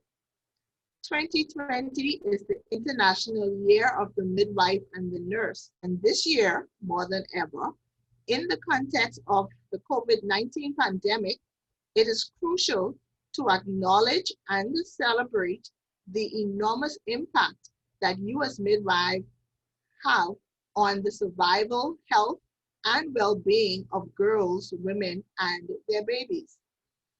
The word midwife literally means with woman, and you stand by and with women when they are at their most vulnerable. We at UNFPA recognize your pivotal role as lifesavers and as critical defenders of women and girls' sexual and reproductive health and rights, as well as your capacity to, through providing respectful and quality sexual and reproductive health services, empower women and girls and better enable them to lead productive and healthy lives. Your role in delivering quality sexual and reproductive health services, such as respectful maternal and newborn care services, HIV, STI, counseling and testing, and timely referral of patients to receive emergency obstetric care, while also providing support to survivors of gender-based violence is paramount. By providing family planning, information, counseling, and services, you enable women to take control of their sexual and reproductive health. And it is thanks in a large part to the role played by midwives that overall today, women are more likely to become mothers by choice, not by chance. At UNFPA, we understand that you are working tirelessly at the front lines of the COVID-19 pandemic, risking your own lives and health to save those of others. and to bring new life into the world. We are strong supporters of midwifery, and we believe that midwives are the cornerstone of strong and resilient healthcare systems. In these difficult times, UNFPA applauds and hails the work of all of you and pledges to stand by you and work with national governments to protect you during COVID-19. We know that if we want to ensure continuity of sexual and reproductive health services and to protect women and girls, mothers and babies, it is essential that we protect midwives so that you are able to safely continue to do your important work. The UNFPA Sub-Regional Office for the Caribbean and UNFPA Latin American Office wish you a successful annual general meeting, and we continue to stand with you. Submitted by Pilar de la Corte Molina. Thank you. Thank you very much, Ms. Curtis. So we now call on Ms. Margaret Bourne-Clark, who will now do our question and answer segment. Ms. Clark? Hi, good evening to one and all. Now, for both of the sessions that have just been, both presentations, Ms. Bitter, I want to thank you. Your presentation was quite good. It was very informative. It was well presented, and absolutely no questions were posted. Just all comments and commendations. To Ms. Lewis, your presentation was well presented as well. Having comments, just one comment and one question being posted. Okay, I see one more question now posted. But for the first question that was posted was from Carrie-Ann Morgan Chase. She stated what percentage of women are requesting water births? And I think that is quite a good question. Debbie? Thank you for that question. I would say that perhaps about, well, just as a little background, Mama Toto is a freestanding birth center, midwifery-led birth center. So of course, the clientele that we would attract would have to be low-risk women looking for that sort of experience, an out-of-hospital experience with midwives. And so of those people that choose to come to us, I would say that about 3/4 of them come because they're interested in using water in one way or another. Some of them only want to use it for labor and they don't want to actually give birth, but I always warn them that once they get into the water, most times they don't want to come out.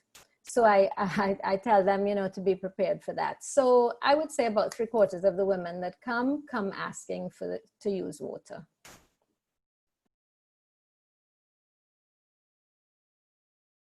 Second question for you, Ms. Lewis. The question is water births being taught in the curriculum? And this is looking at the curriculum of the pupil midwives right now. I am presuming this question to be. And is there a practical component in any of the Caribbean islands right now? If it is being taught in any of the Caribbean curriculums that you are aware of, and if there's that practical component being thought. So no. And this question is by Diana Henry Ernest. Okay, thanks for that question, Diana. No, it's not taught in any of the curriculum because it is not. Trinidad and Tobago at Mama Toto is the only place in the English-speaking Caribbean where it is offered, where water birth is offered. And so no, it's not in the curriculum because there's nowhere that they would really be able to practice or get the experience. The student midwives in Trinidad and Tobago, when they are in their programs, they do visit the center. And so they are exposed to it and some of the other work that we do at Mama Toto, but they don't actually you know, do an internship with us or anything like that to experience it, but they are exposed, but no, not included anywhere in the curricula in the Caribbean. But I know that there are people that are interested, and so we remain hopeful that one day it will become, you know, more widely available in the region.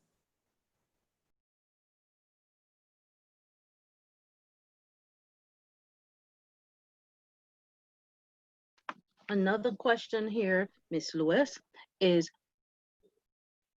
women admitted with poor antenatal care, can this be indicative of GBV?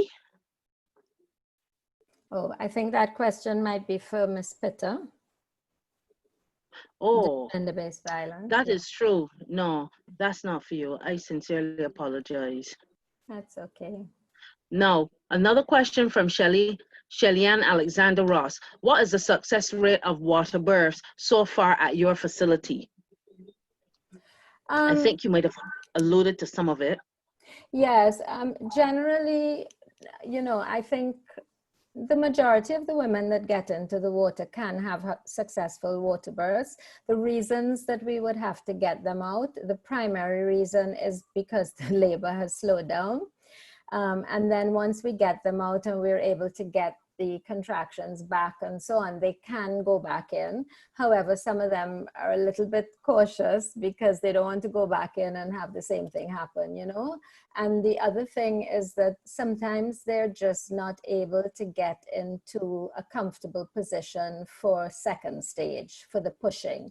Mm-hmm. And so, for example, we had a birth this morning that was a second baby with us, and her first baby, which was not very long ago, she was in the water and just couldn't get comfortable, and she said as soon as she came out and sat on the stool, the baby was born. So this morning she came in second stage and she said, where's the stool, where's the stool? So she got onto the stool. So, you know, those are the two most common reasons that people would get out, but otherwise, you know, very successful.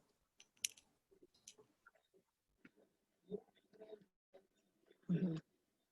Okay. Yeah, you had a question One for other. Cynthia? Okay. Yes, no, but just hold 1 minute. I'll finish Debbie, Miss Lewis. Debbie, one other question. They're asking, the question comes from Mandy LaFleur, and she's asking about the buy-in of government into water births. And if there are any, I know you stated that you're the only place that does water births right now within the Eastern Caribbean region, but if there are any interest that you get from public health facilities in referring persons maybe for water births? So I could just answer that in one word, no.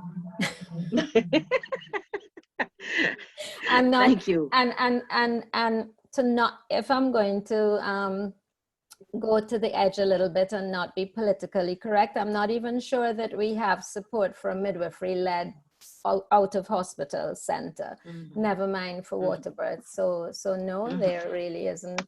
We get referrals from private obstetricians and GPs, etc., but I wouldn't say that there's government buy-in, no. Yes, and a comment here is thinking that a lot of persons are skeptical about water births generally. How have you been promoting this event? And Shellyanne again is asking that question. Again, it's people do, and the concerns that I included in my presentation about aspiration, I think that's the primary concern that people have, is that the baby will drown. But once you explain to them, you know, it makes logical sense why that is not so, why it's not likely to happen. So I think what we do is anybody who's interested in coming to us has to attend an orientation and so on, and we talk about it then so that, you know, we could answer their questions and allay their fears. Great. Thank you very much, Mrs. Lewis, for answering these questions. Thank you. Ms. Pitter, Cynthia Pitter, two questions are coming out here for you. Women admitted with poor antenatal care, can this be indicative of gender-based violence? Thank you for that question. I firmly believe that because, for example, um, the outcomes of persons who are being abused, their pregnancy could be fetal demise, low birth weight, anemia, so forth. So I think these things could also impact on the pregnancy. But many times when a woman comes in, we do not ask, so we are more reactive. We just give care. A woman comes in with a miscarriage, we treat the woman, but we never ask her what is happening in her life. And then we must remember that one of the cause for domestic violence or the manifestation is contraceptive sabotage. So, and she's not able to control her fertility. So she comes in with a miscarriage this month, and probably 2 months time she comes back with a miscarriage. And what we are going to do is to start the biophysical approach and start to give aspirin or whatsoever way we treat to say that she is at risk for habitual abortion, not realizing what is happening at home. So I think it has implication. Although a lot the thought is that gender-based violence is not a disease, but we have to look at it that it has a trend, it is preventable, it has clinical manifestation. So it's something that we have to incorporate in our screening. We have to screen. You know, a lot of time we just care for the person comes in with bleeding or pregnancy end up being a stillbirth. But do we really ask what happened? We just care for that woman because she has a stillbirth or a miscarriage. We don't really ask. All right. One other question, Miss Peter, is intimate partner violence an unspoken trend in maternity care, and are midwives being trained, or is it recommended that they be trained in this area? And now I heard you also spoke of you being a trainer of trainers with WHO, and my additional question to that would be, is this, and you said you're looking at going fully online and so on, would that be open to midwives throughout the region or just within the context of Jamaica? No, the WHO Collaborating Center at University of the West Indies in the School of Nursing is a Caribbean-wide entity, and it will be going live throughout the region. So persons will be invited. And then COVID impact our capability, has prevented us from going forward. So our partner in Washington, D.C., at the moment, they are trying to, we have a curriculum, and they're trying to put it online, to tailor it to online. Yeah, so that's what we are doing. It's going to take a while, but within the next 3 years, it's our goal to roll out these things. Yeah. Right. Now, Ms. Diana Henry Ernest is also asking what strategies are being used if the midwife recognizes that a client is a victim of gender-based violence at the antenatal clinic. Now, I remember you presenting, during your presentation, I remember you stated what things we can say, what things we should not say, and what things we should do. But then again, would this be, to be more specific, we would have to make it specific to our particular region. Can you address this any further? And your institution, what referral system Yes. that is in place. For example, some hospitals in Jamaica, or one particular hospital that I did my study at, if a woman comes in being financially abused, what do you do? Do you have money to give her? But you have the network that you could refer her to. And definitely the social worker will intervene if it is physically abused and so on. And of course, you would have to work with your medical counterpart to make those referrals. Yeah. Yes. Okay, thank you very much. But it's very important that the midwife keeps safe, Mhm. because as a result of that retaliation, sometimes when we're not trained and these things become so emotional, we want to get involved, but sometimes you have to stay back and let the process take place, because you yourself can get hurt. Or you, whenever a woman tries to leave the relationship or to disclose that she's having an issue, she is at greater risk Yes. from being killed. So we have to be Mhm. careful.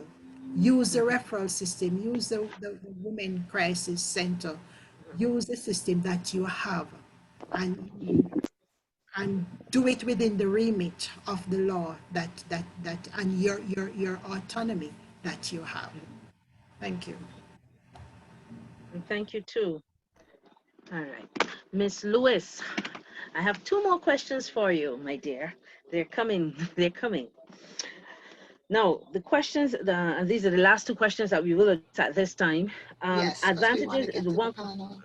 Yes, advantages of water births as to the regular birth patterns, and also I'll make that question, and I'll make two comments that are there.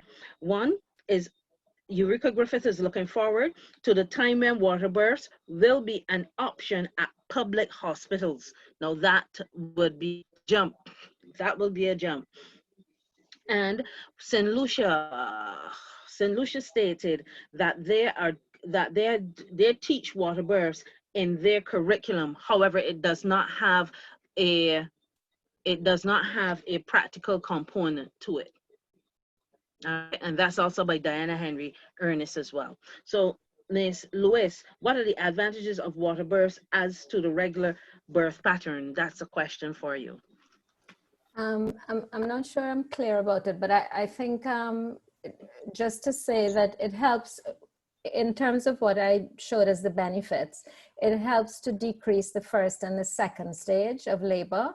If I think that's what they're asking. And that's because of the effect of the relaxation, you know, the relaxation of the muscles, and also relaxation where it decreases the stress hormones and so on. So it definitely shortens first and second stage of labor. And then in terms of Diana, and it being included in the curriculum in St. Lucia, that's excellent that they're taught about it. But then of course, no practical experience. So I told her Mama Toto has students that come from the UK and Germany and the US and all of that. We happily welcome students from St. Lucia to get practical experience with us. Our doors are open.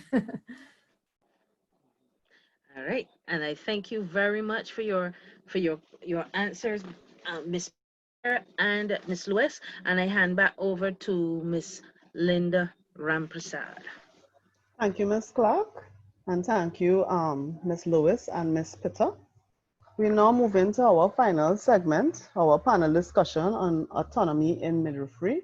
Now, because it's a few presenters, what I will do is read out the give their biography first, and then we will have the presentations. Okay? So we'll be having 4 presenters. And the first person would be Miss Bobby Jo Campbell.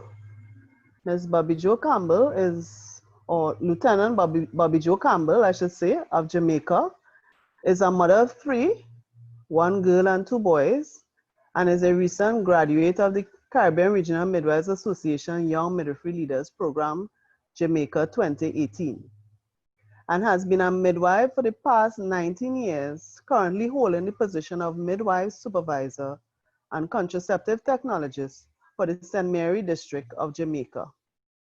At present, Ms. Campbell also serves as the 2nd Vice President of the Jamaica Midwives Association. Our next presenter would be Ms. Judith Solomon John.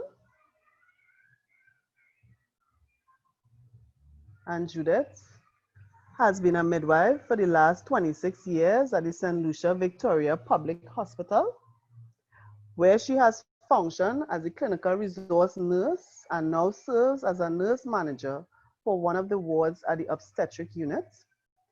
Ms. Solomon John has also holds the position of president of the St. Lucia Midwifery Interest Group and is a member of the Caribbean Regional Midwives Association Committee and has graduated as well as one of the Caribbean Regional Midwives Association Young Midwifery Leaders to St. Lucia 2018.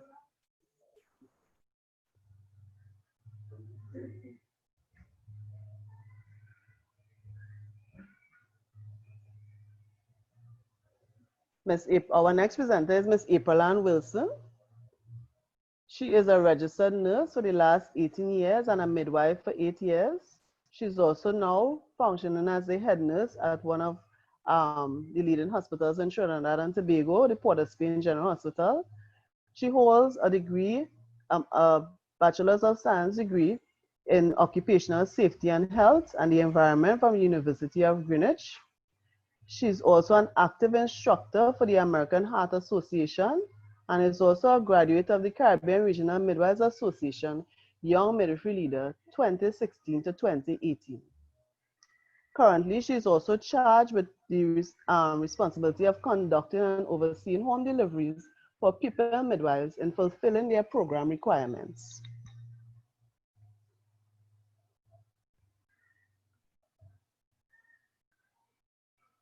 Our final presenter will be Ms. Marina Barron.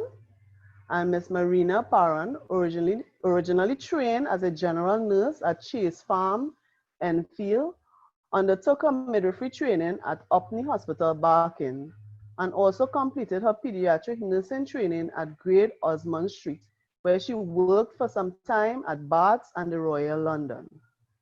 Ms. Barron has held a number of clinical nursing midwifery posts before moving into higher education. And as such, Ms. Marina Barron has her MBA, Master's, and she has her Master's and postgraduate diploma in education and a bachelor's degree with honors in psychology. Ms. Barron considers herself an experienced midwifery academic with a credible track record of midwifery practice and teaching. At present, she's a senior lecturer in midwifery at Middlesex University with responsibility for the wider context of midwifery and dissertation models, as well as midwife teacher on the mentorship program, where she supports students, training, and midwife practice supervisors and assessors. She states that her interests are numerous, but have particular interest in pregnancy and early fetal loss, domestic violence, social and cultural issues associated with childbearing in the African Caribbean population, mentoring, coaching, and healthcare management.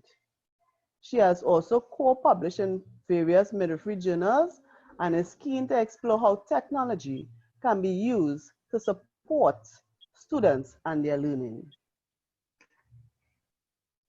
So these will be our presenters for our next session, which will be on autonomy in midwifery.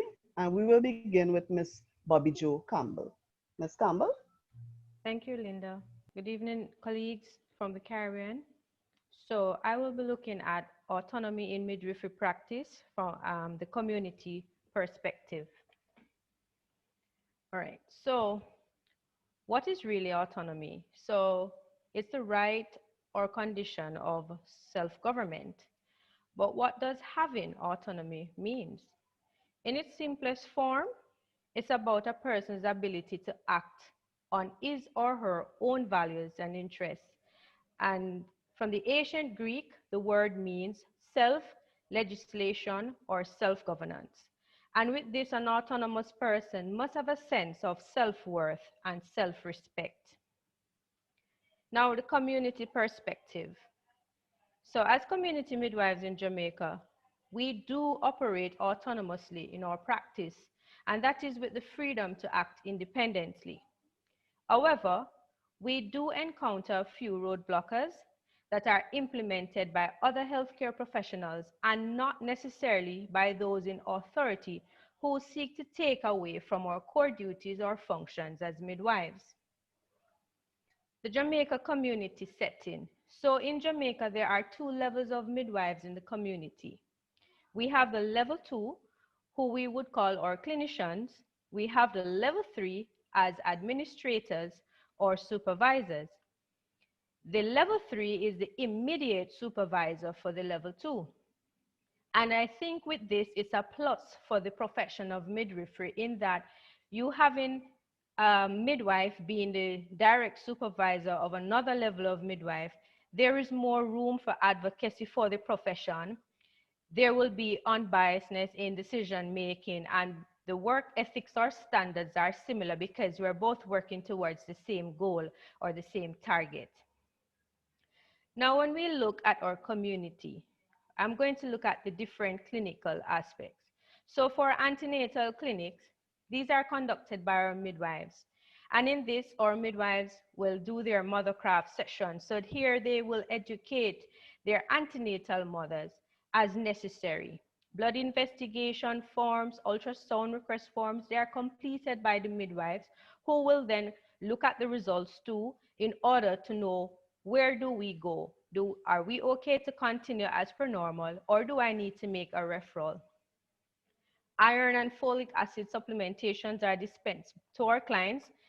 We conduct our home visits, and this is all midwives doing.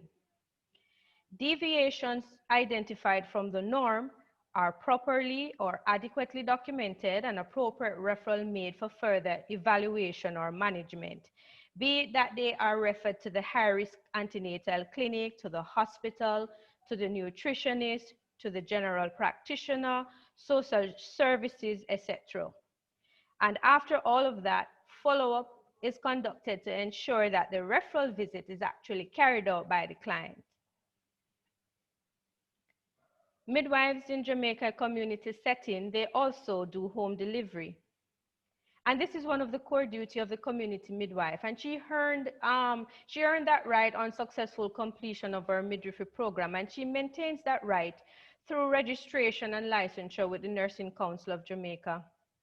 However, clients requesting home delivery, they are assessed for same with the use of the criteria suitability tool for home delivery. And normally the practice is that they go in pairs. So 2 midwives would normally go, and they would be with their client, and they would be there with their client for a duration after delivery. They will go back within 24 hours. They will do they see their client 3 days, 6 days, 9 days.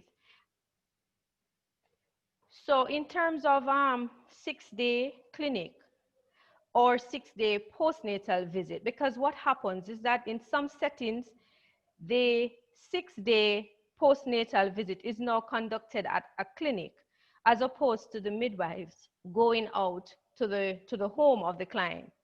So, but the good thing is that this session, be it at the home or the clinic, it is done by the midwife, and she will assess both mom and baby, and she will use her head-to-toe screening tool, and she will check for signs of postpartum depression in the mom, which is very important. She ensures that breastfeeding is well established and maintained.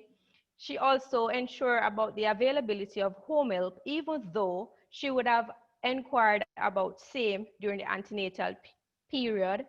If conducting this visit, there's anything that's abnormal, there's anything that warrants a referral, the referral will be done, and the midwife will ensure that the mom receives appropriate care or the newborn.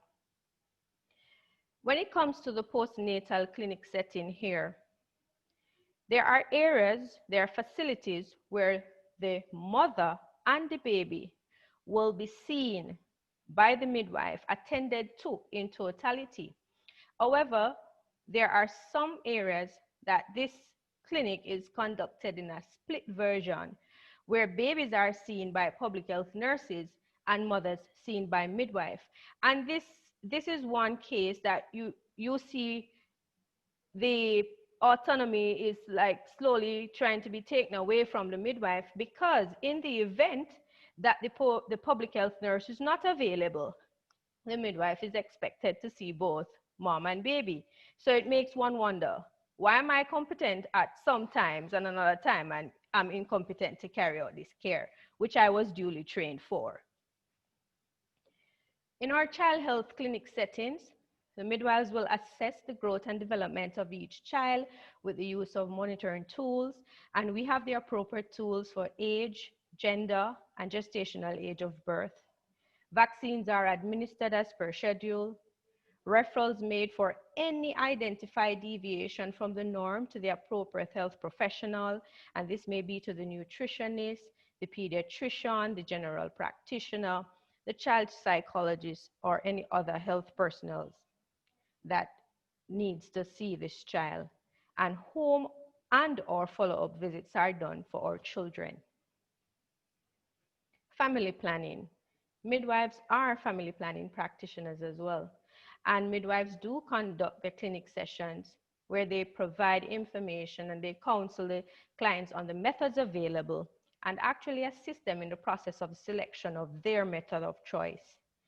Midwives here are allowed to administer Depo-Provera, dispense OCPs, distribute condoms, and conduct insertion and removal of IUCD, but these midwives would have been trained and certified to do the IUCD insertion and removal. Pap smear services. Pap smears, the smears are done by the midwives. They are packaged by midwives and sent off for testing. Midwives discuss the result of tests with client and make appropriate referral as necessary. And normally a breast examination is also offered to clients accessing pap smear services. Some of the other services provided by midwives. Midwives participate in community outreach. They are involved in mop-up immunization campaigns to capture our delinquent babies. They are involved in school interventions. They assist other health teams in their planned interventions as requested. The midwives in some areas are involved in HPV vaccination, which here in Jamaica, it is offered to grade 7 girls. So that those are entering high school, and it's normally done in most areas at the high school. So they would go out with the public health team and they would be a part of it. There are some areas that at the clinic level, they are now rolling it into the medical process to make it easier and also to maybe have a better uptake of the vaccine. So in terms of practice, doing all the work and not having a reporting system would be like working for nothing. So midwives, they do their daily tally of their work output, and this information will reflect on the monthly clinical summary report that is sent to national. There are some areas that the medical records clerk would complete the monthly clinical summary report for submission to the health department. But there are still clinics and facilities here in Jamaica that midwives would even complete the monthly clinical summary report for the area that they work at. Midwives also complete their personal monthly report, and this is a very good tool because it speaks to the workload or work output by each midwife. So it is very good when you're looking at to think about asking for more staff because you have the documentation to say, hello, my midwife is seeing X amount of clients on her own on every given day, and this warrants for more because staff client ratio should be or should not be. Other involvements of midwives in community setting. In some areas here in Jamaica, midwives are program coordinators. For example, for sickle cell, that's a newborn sickle cell screening. They are program coordinators for pap smear, adolescent health. Midwives are members of committees such as the Parish Infant and Young Child Feeding Committee. Midwives are involved in breastfeeding support groups. They are committee members for infection control, quality assurance, and in other and for other areas as well. So What's the take home for this? As community midwives in Jamaica, we do practice with a great amount of autonomy when compared to other countries. It is our responsibility to practice with due diligence and never take the rights of practice for granted. Let us be mindful that there is always room for improvement and also expansion to our practice. And that's the end of the community perspective of midwifery autonomy. Thank you so much. Thank you, Ms. Campbell, for sharing the community perspective from Jamaica on autonomy in midwifery. And we see that as midwives, we have a lot of autonomy. We now go to Ms. Judith Solomon John.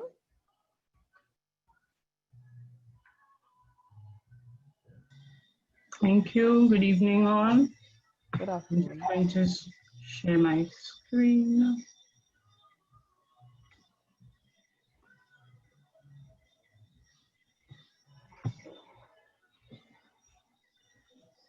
Okay.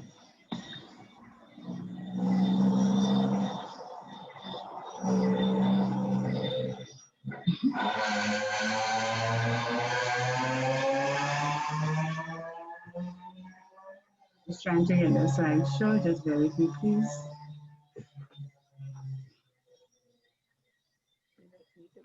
Wow. Okay. I'm not getting it to open up. Just bear with me a little. Sure. Yes, Slideshow to the top. Yes. Top, top. Everything is blocking. Okay. Judith, go to the top slideshow. Go to the top of the screen. Very top. Right Okay, there. it wasn't open there. Begin. There you go. Beginning, right. Good. Okay, there we go. Autonomy in midwifery practice, a management perspective. We want to be looking at autonomy and the effects of management on the professional autonomy. So what is autonomy? Autonomy is the ability to make your own decisions about what to do rather than being influenced by someone else. Now we want to know what an autonomous person is. So then we look at that definition. An autonomous person makes their own decisions rather than being influenced by someone else. And that was taken from Collins Dictionary. But we're looking at it specific to midwives. One of the definitions indicated that autonomy is defined as being able to make decisions or being responsible or accountable for taking actions. And these actions that we take or decisions that we make have to be in accordance with the scope of midwifery practice. So we know what autonomy is, we know what an autonomous person is. We looked at it, autonomy from the side of the midwife, and now we want to look at it specific to the midwife and what the characteristics of an autonomous midwife would be, right? And what was found is that these characteristics include being passionate about the profession, meaning that you believe strongly in what it is that you do, knowledgeable, skillful, and confident, all according to the scope of the midwifery practice, right? Now, we want to look at it from a manager's perspective. What are the activities of a manager? And this is just some of the activities that will be included: daily operations, staffing, setting of goals, liaising, administration, delegation, motivating, enforcing policies, training, and evaluation. How can we connect the two? The hope is with managers, to give the midwife the ability to be an autonomous midwife. How can we achieve that? Jim Rohn states, big achievements come one small adventure at a time. one step at a time, one day at a time. It meaning what I get from this is that you start small. And as managers, I believe we can start small, one midwife at a time. So each midwife we come into contact with, we can contribute to her being autonomous. Here we want to look at the effects of management on autonomy in midwifery practice. The table here is kind of comparing the activity, the responsibilities of the manager against the characteristics of an autonomous midwife. So, skillful is one of the characteristics, being skillful is one of the characteristics of an autonomous midwife. One of the responsibilities of a manager is training. And in order to gain skill, we require some form of training. We will go to school to get our certificates as midwives, but then as we go along, we develop and managers contribute to that. For example, a young midwife may be coming in and she has difficulty with suturing. Once a manager has that information, she can afford her with the training to improve in that area. In the same way, in order to find out that she actually has an issue, we do evaluations. Within evaluations, you find out the strengths and the weaknesses of a midwife, and that you can contribute. Oh, now I know you have an issue with this skill, and you can look to provide training and assistance and coaching in that area. Looking at competence, we can put it against enforcing policy.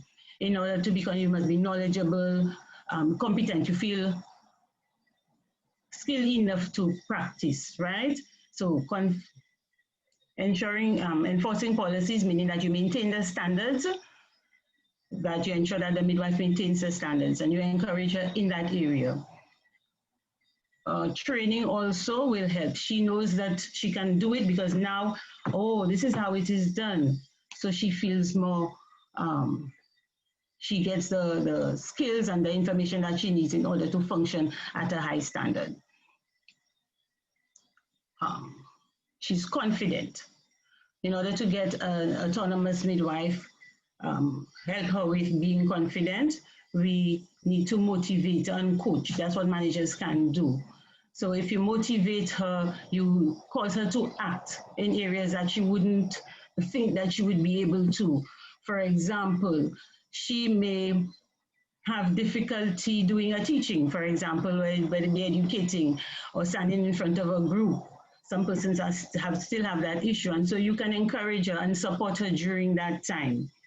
She may have difficulty getting across what she feels is needed for her patient when it comes to dealing with obstetrics or doctors. And then you can back her up. For example, she may have a pathogram that is indicating that, okay, I'm getting a horizontal line here. I'm not happy with the mother. I have all my points as to what is the issue, but she doesn't bring out her pathogram to show, doc, this is the issue and I think she needs assistance. You now as a manager can stand behind her and guide her along as she does it, therefore giving her that confidence to get her information across. Knowledge, that can also be assisted with a training like was mentioned earlier, and also in evaluation, making her more aware as to the situation that she's in. Oh, I didn't even realize that I was that strong in that specific area.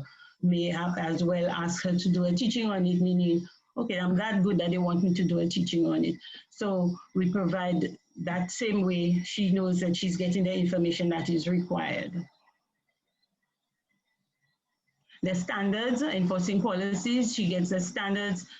She knows the standards that are expected of her, and therefore she's able to gain the information from those policies, all right?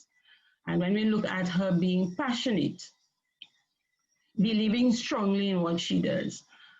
If I'm not confident, I'm not sure about something, I'm like, I don't think this thing will work. You know, the motivating of a manager and coaching, guiding of a manager can help her build that passion for what it is she does. So it does work. I can get you to help you breastfeed this baby. It can be done. You can breastfeed. You don't need bottle feed. She gets that ability to pass on that information to her mother, the mother that she's caring for. And not forgetting that in order for us to be autonomous midwives, we must allow the woman that we're caring for to be autonomous and get involved in the care that we're providing for her. This comes to the end of my presentation. Short. I'm hoping that it gives some kind of insight into autonomy in midwifery practice as it pertains to the management perspective. Thank you. Thank you very much, Ms. Solomon John, for enlightening us as to how, if we are at the managerial level, how we can, incorporate autonomy and how autonomy is incorporated into our daily practice. Thank you very much. We now go to Ms. April Ann Wilson. Hello, good day. Good night. Good night, Ms. Wilson. All right, I'll bring up my video so you all can see who is talking to you all. But then I'll take off the video because of the internet. So I'm going to start my screen sharing.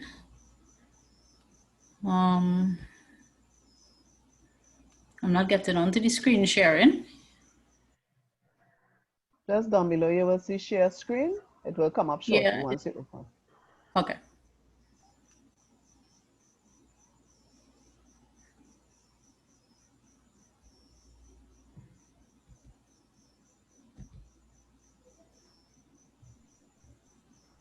Okay. Did you click it? Yeah, it's still nothing is happening. You open up the document? Yeah.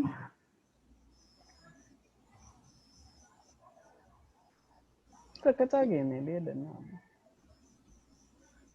Okay. Okay. Yeah. One participant can share at a time, that's what I'm getting. Somebody's still sharing, no? So, April Ann, look at the green. Yeah. Screen green. Judith. But Judith is no longer the host, so. Stop sharing. Yes. Stop sharing. Yeah. Just click stop sharing on yours for a minute, Judith John. Maybe it's. I have done that already from the time I ended. Thank you. Okay. All right. April Ann is coming up now. Good. Good. You all seeing that, right? Yes, ma'am. But then slideshow. All right. Go to slideshow. Yes. Right. Right. So good night. I am April Ann Wilson, and my discussion will be autonomy in practice with the maternity unit perspective.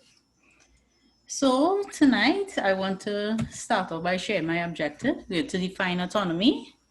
We're going to highlight some features of midwives being autonomous in maternity units. We're going to identify factors impacting midwives in autonomy in the maternity unit, and we're going to make some suggestions. But first things first, I just want to leave you all with some thought-provoking questions.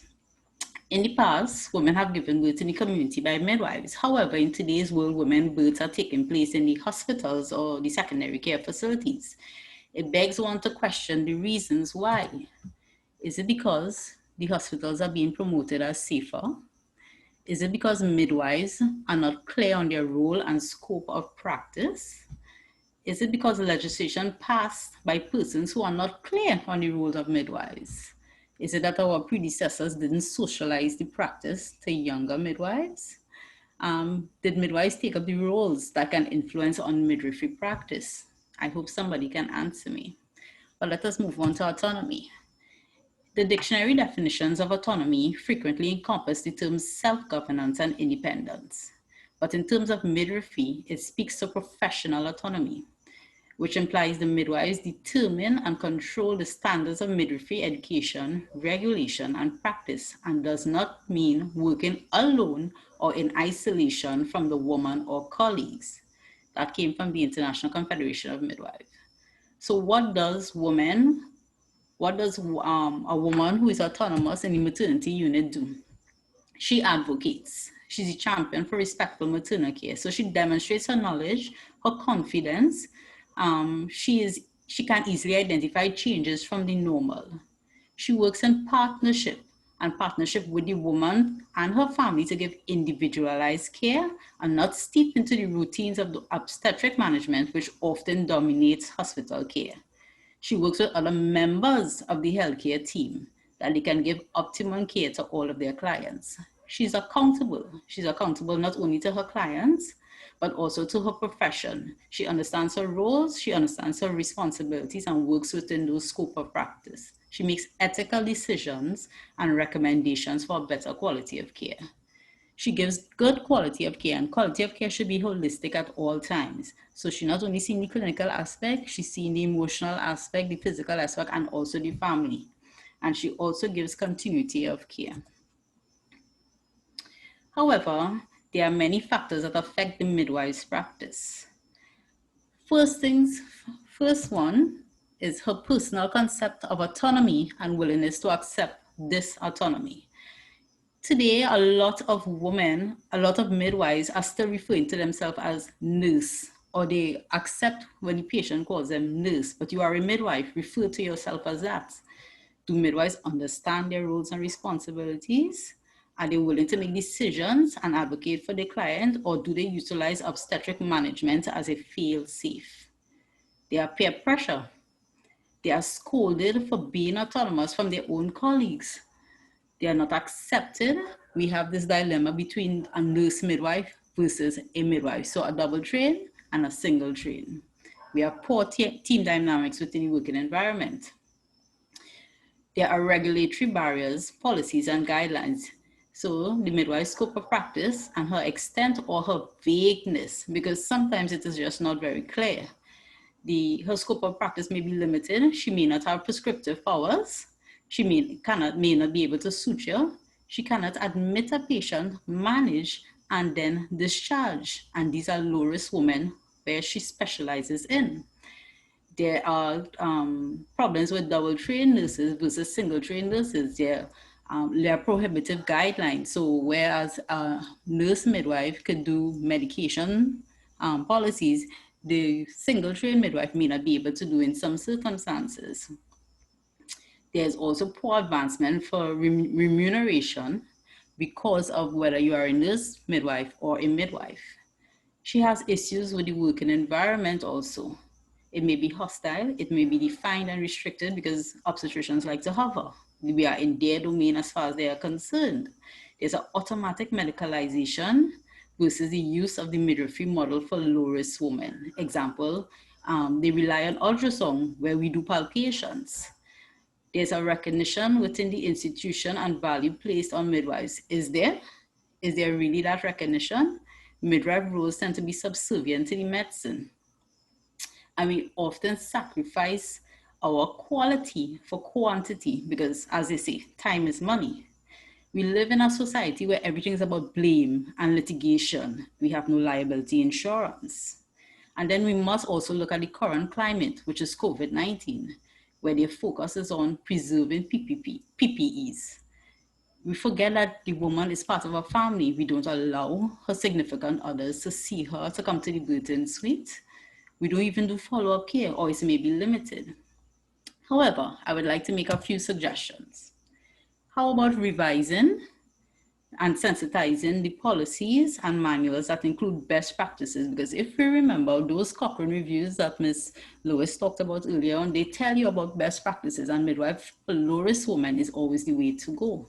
We have to resensitize and empower midwives on their roles and responsibilities. We have to educate clients on what it means to have a midwife-led care, because many people don't even understand that midwives give a specialized care. So we have to let them know that they can have varying positions. There is also that financial benefit that they don't have to pay for it. They can eat, they can drink. We have to promote midwifery-led care as an option for clients in secondary care settings. Do we? Do we ever tell them that that is an option?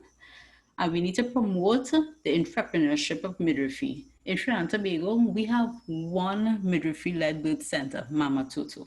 We have a few midwives who practice independently, but then there could be more.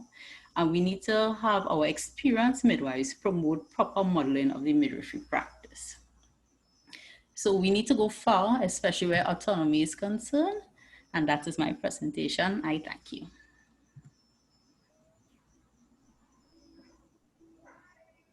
Thank you very much, Ms. April Ann Wilson. And you have provoked our thoughts with all these questions, you know, as to what is really the cause of our midwives not taking up much more autonomy in the various member countries and settings throughout our region. So I hope by the end of this presentation, we'll be able to establish what is the cause for that. Okay. All right. I now hand you over to Ms. Barron, who will be sharing her perspective on autonomy in midwifery with us. Okay, thank you very much. I would appreciate if I could share my screen as well. Thank you. I would just like to start off by thanking you very much for inviting me to be part of this presentation this evening. I've been very impressed. I'm very impressed by what I've heard so far. Certainly from the first session, both Cynthia and Deborah presented some really interesting comments, presentations generally, and domestic violence is a keen area of interest of mine. And it was interesting to note the stats that Cynthia mentioned. And I suspect that stats is very much influenced by the underreporting of gender-based violence across the Caribbean because of the nature of the whole island states, particularly in the smaller island states. But they were both very interesting and so forth. If I'm able to share my screen, I'd appreciate that. Thank you. Sure, Yes, we've made you a co-host, so you can just press the share screen at the bottom. Thank you. There we go. I think we all appreciate the whole discussion here this evening is around autonomy. And we can't just go into autonomy in midwifery practice without looking at the origin of autonomy, the word autonomy. And autonomy, as you know, is an element of ethics, which is a branch of philosophy that involves systemizing, defending, and recommending concepts of the whole issue of right and wrong behavior, which is very important to our practice as midwives. You know, ethics seeks to resolve questions of human morality by defining concepts such as good and evil, right and wrong, virtue and vice, justice and crime. Medical ethics, in particular, where we a lot of our behavior derived from, comments about medical ethics is an applied branch of ethics, which analyzes the practice of clinical medicine and related scientific research. Medical ethics is based on a set of values that professionals can refer to in the case of confusion and conflicts. Yes, I'm sure, you know, all of the participants within this conference here are familiar with it, but it's good to remind ourselves, you know, in regards to the elements of this. The values include the respect for autonomy, non-maleficence, beneficence, justice. All of those are just as important. Non-maleficence, beneficence, and justice is just as important as autonomy in midwifery practice and for us as practitioners. The whole idea of autonomy stems right back to Immanuel Kant, who existed from 1724 to 1804. Immanuel Kant defined autonomy by three themes. So first, he commented that autonomy is the right for one to make their own decision, excluding any interference from others. The second aspect is autonomy as a capacity to make such decisions for one's own independence of mind and after personal reflection. And the third is the ideal way of living life autonomously. And you can see from Emmanuel's account here how our practice has evolved and developed on those key principles. In summary, autonomy is the moral right one possesses or the capacity we have in order to think and to make decisions for oneself, providing some degree of control or power over the events that unfold within one's everyday life. In the medical context, respect for patients' personal autonomy is considered one of the most fundamental ethical principles in not just medicine, but in healthcare generally. And we have to acknowledge that power of decision making. And this is very evident in midwifery practice. Beauchamp and Childress, Beauchamp and Childress has written broadly about ethics and the whole principle of autonomy, etc. They positioned autonomy as one of the 4 principles of ethics that was defined as the right of an individual to resist coercion or compulsion in the context of relationship and power. And as we're going through this presentation, think about our position in the lives of childbearing women. You know, that relationship, and to some degree, we could argue consensual power. So they are presenting elements of that in the writings, if you like. Melado states that it is a fundamental legal requirement of healthcare, and it goes without saying that you know, we have a moral duty, if you like, to adhere to some of the ethical principles when we're deporting care to childbearing women and anybody that we give care to.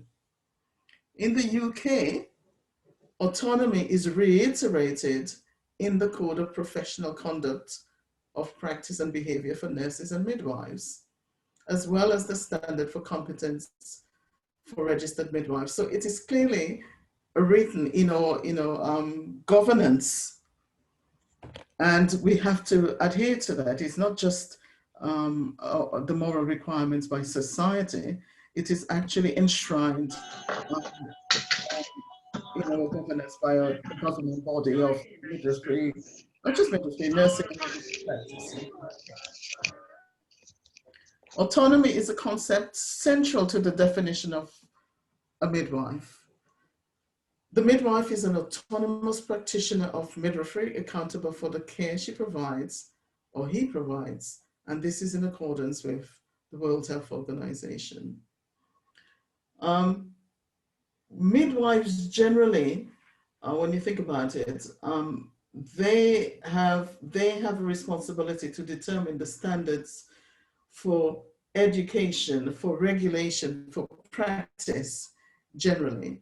I take some extracts here from one of our ex-students, one of our graduates, I should say, Alison Heron, who undertook a master's program, and her dissertation, her thesis, was on exploring the whole concept of autonomy. And she states that the term autonomy is very complex, and the degree that midwives are able to demonstrate their autonomy when making decisions in clinical setting is variable and depends on the extent of the authority given to them by their place of practice, as well as their own personal willingness to accept such freedom. So here she's linking the whole notion of autonomy with the environment where you work. And here in the UK, we have NHS Hospital Trust, we have private settings, etc. But across the Caribbean and across the, the globe generally, and I've visited India as well as one of the African states, Ghana, and I've had the opportunity to observe midwifery practice, and it's all very different. And the degree of autonomy per se varies tremendously, and that I recognize is as a result of limitation to resources, maybe the topography of the area in terms of logistics, getting resources to a particular place, or getting laboring women to a particular hospital for more secure care. In Heron's analysis study, what she did, she looked at the nature of autonomy within midwifery profession. The aim of her study was fourfold. The first aspect was to explore and interrogate the nursing, midwifery, and medical literature on aspects of autonomous practice. So she did a critical literature review, if you like. The second element was to explore midwives' view on the concept of autonomy. The third was to identify factors that might influence autonomy within practice. And the final element of her aim was to explore the effects of different working environments on midwives' autonomy. So how she did it, she did a qualitative naturalistic research model was used to understand the experiences of midwives and the meaning attached to the concept of autonomy within the profession. So she did semi-structured interviews. A phenomenological approach was selected for this study to guide the research process and to assist her to reach the main aims of the study. The study included 25 midwives within the independent and NHS sector who were selected for interviews by utilizing purposeful and snowballing sample techniques.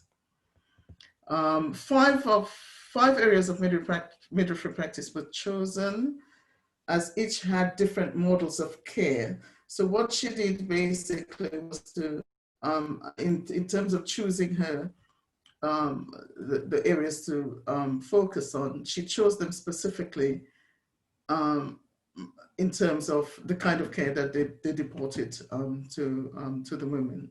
So independent sector, a standalone birth center, community, so basically NHS midwifery led within the community in a multicultural London borough, integrated birth centers, as well as the standard labor ward, which is influenced by obstetric consultants.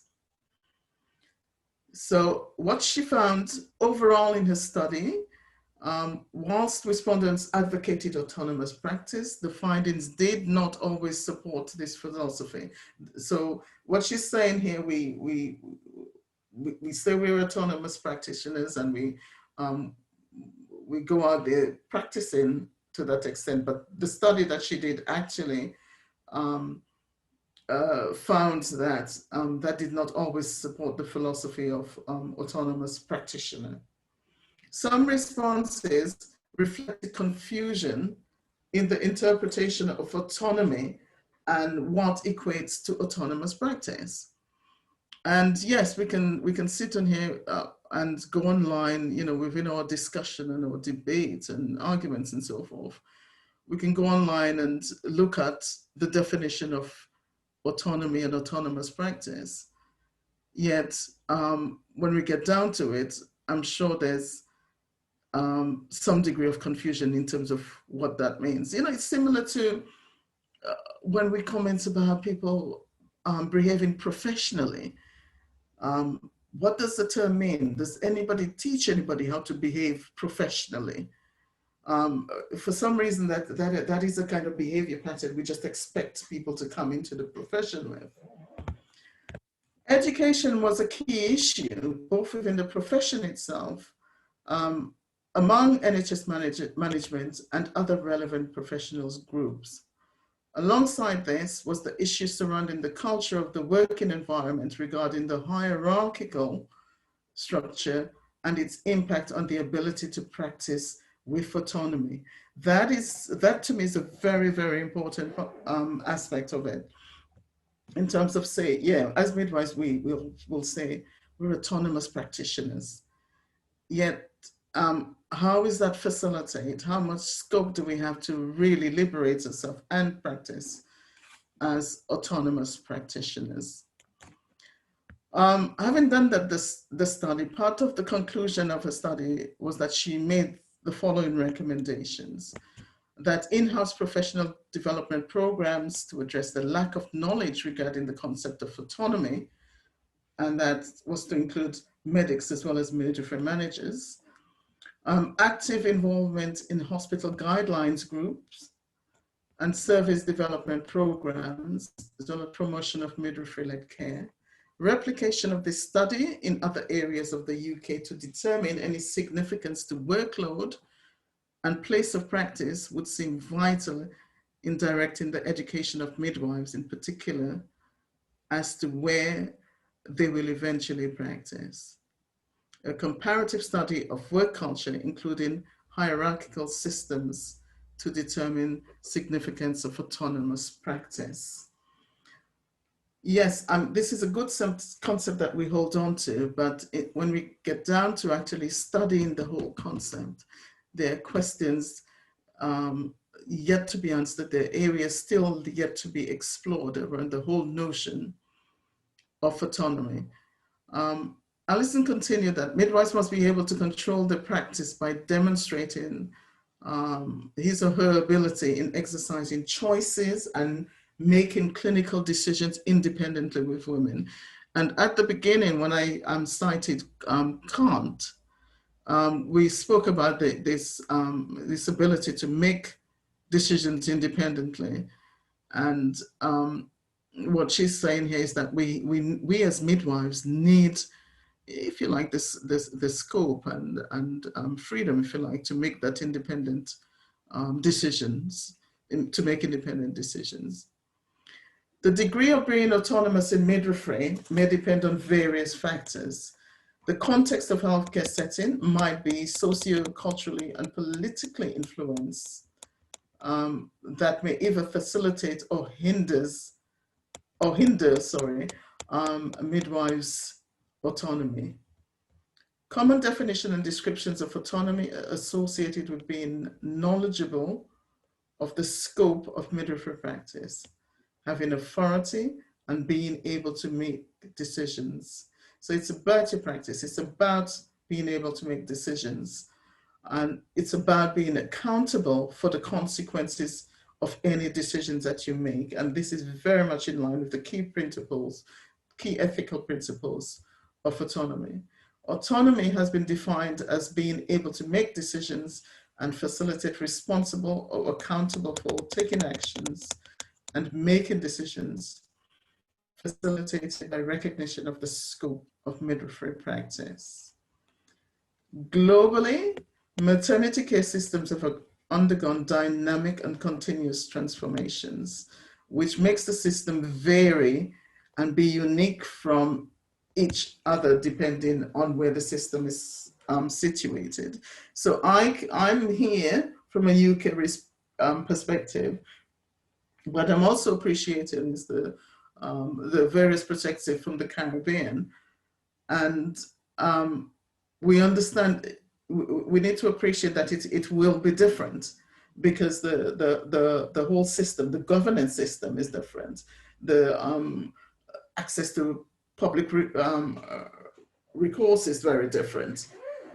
So we need to recognize the difference afforded to midwives as practitioners in terms of autonomous practice. Some of these transformations, especially in urban areas, small island states, as is reflected in some of the Caribbean islands, are coupled with modernity and technological advancements. So yes, here in the UK, we have, from an educationalist point of view, we have various models. We have SimMum, we have skills and drills that we are delivering virtually now, which is very different compared to when I went to Ghana, for example, where I was in a health center that took every medical issues that came through. And when you have a laboring woman that you do a vaginal examination on, and yeah, you suspect there's a footling bridge or something, and then you have to think about how are you going to get them to a main hospital. That's quite a challenge in terms of independent, not independent, autonomous practice. So I think for us, it's about the key consideration here is to think about the scope of midwives practice and how that affects our autonomy. Also, the impact of whatever's happening around you, the financial aspect of it, the logistics, and all the aspects on autonomy and the freedom of practice. The link between accountability and autonomy with a litigious society. And wherever you practice in the Western world, certainly, practitioners are very conscious of the fact that somebody's likely to sue them. Yeah. And it may be the same across the Caribbean, maybe different, etc. But practitioners are very conscious about that, and that will impact on how they practice. And key issue on it, and that has come out across the presentations this evening, it's the whole impact of the COVID pandemic, the limitation and implications for autonomous practice. And certainly here in the UK at the moment, we're struggling in terms of student placement. If I have to take community, for example, several of the women, the families, because of potential lockdown situation, because of social distancing, etc., they are not keen to have a midwife, a student, and whoever come into their home. So in terms of training students in the realm of autonomous practice, it's very difficult. So overall, for the practice, the midwifery practice, COVID has impacted quite considerably on the autonomy of midwifery practice. That said, we as midwives, we're resourceful. So we create, not necessarily create, we think laterally in terms of how we can maintain that autonomous practice. And what we've been doing here in terms of continuing to give care to women is that we have considered things like telephone consultation. Key areas we've identified secured areas within the hospitals if women have to come in, so that they can do that with restricted personnel around. So midwives as autonomous practitioners, we're like amoebas. We evolve, we adapt to our surroundings in terms of securing our accountability. And certainly within education, I would say from day one, or year one, I should say, in terms of training midwives, year one, level 4, we're looking at those formative years, developing them, taking the Benner spiral approach, getting them thinking critically as they go along. When they get to year 3, certainly with me, in my role as facilitating the dissertation module, is getting them to look from inside out and step into the dissertation module from a researcher's point of view, a questioning point of view, a more critical appraising point of view, in order to facilitate that autonomous stance that we talk about. So yes, in summary, yeah, there were challenges around our practice as autonomous practitioners, but the key thing is that we start setting foundations very early on in the training, and within our practice, whatever challenges that we meet, that level of autonomy allows us to be more creative in terms of our scope and limitation. If you wish to read further on the study that I've cited, this is from Alison Harrison, Alison Heron, and the title of her publication was Autonomy in Practice as part of her master's thesis at Middlesex University. And as I've mentioned, Beauchamp and Childress, they've got an array of publications around autonomy and ethics. And that is the end of my presentation. Thank you very much, Ms. Barron, for a very enlightening presentation. You have sure brought us some food for thought in terms of, looking at autonomy and understanding that while we may say autonomy, it's really, are we willing to really, implement it? What are the factors and the barriers that are preventing us from doing that? Yes. And you shared with us a lot of factors in terms of, what's our scope of practice?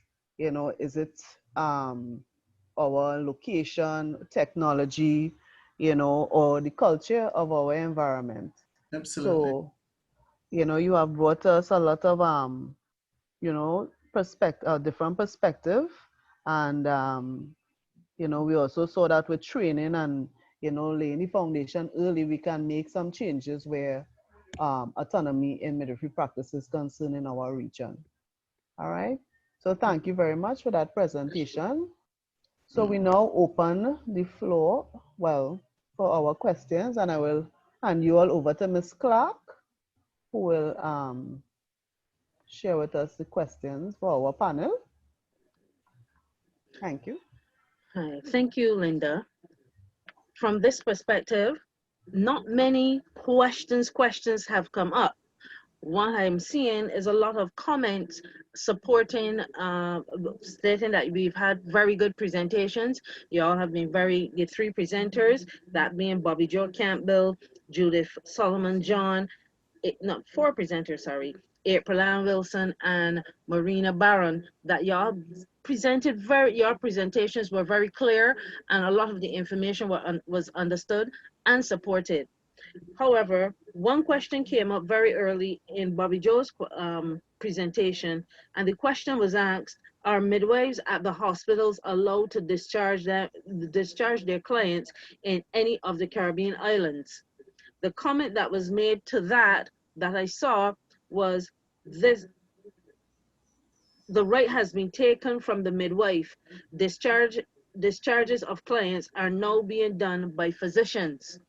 How many persons is this what we are seeing throughout the Caribbean, and even in Ms. Barron in the UK? Is that what you are seeing as well? Sorry, in terms of sorry, just repeat that, the last bit. Sorry, I missed that. The question was, are midwives at the hospitals allowed to discharge their clients in any of the Caribbean islands? The comment that was made was, the right has been taken from the midwife and discharges are now being done by physicians. And I was asking if this is what is being seen across the Caribbean, and I'm also asking now to you, Ms. Barron, if this is also what you're seeing in your country. The important thing here is, we go back to the topic, autonomy. And if everything is straightforward, if pregnancy, labor, postnatal have been uneventful, the midwives are quite at liberty to do the discharge. And again, it's about us as autonomous practitioners saying that this is a straightforward, normal case, uneventful case. There's no need for any of the doctors to be stepping in. However, we have to recognize if there's any deviations from the norm and when we have to refer. So if postnatally, the woman starts displaying psychiatric deviations, then of course, then you'll have to get a consultant. But in the UK, midwives do discharge postnatal women. Thank you very much, Ms. Barron. Now, in Cynthia Pitter, she placed a question, which I can say is what we are currently discussing. She stated, do you think the medicalization of maternity care is impacting on the autonomy of midwives? And this question was placed toward all of the persons on the panel. And I'm seeing some of the answers coming out, but I would still like to hear more of your views.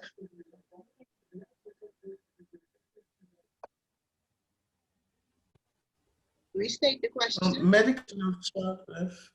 Medicalization of childbirth is a long issue. And, from the start of training and all of you midwives have recognized that, the whole doctors are keen to run in there and turn a straightforward delivery process into an abnormal situation. And I would say, particularly in the Caribbean, where you may have obstetric practitioners who are coming into the Caribbean, say from a Western perspective, and maybe not fully understanding the differences of African Caribbean women, how they labor. So, for example,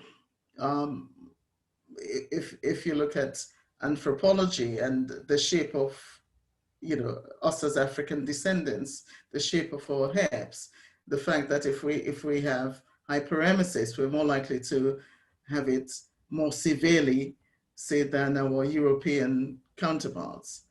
We need to take all of that into consideration in terms of the whole aspect of medicalization. But again, it's we arming ourselves with knowledge, we arming ourselves with evidence from research, and being confident to have that critical discussion with our obstetric colleagues.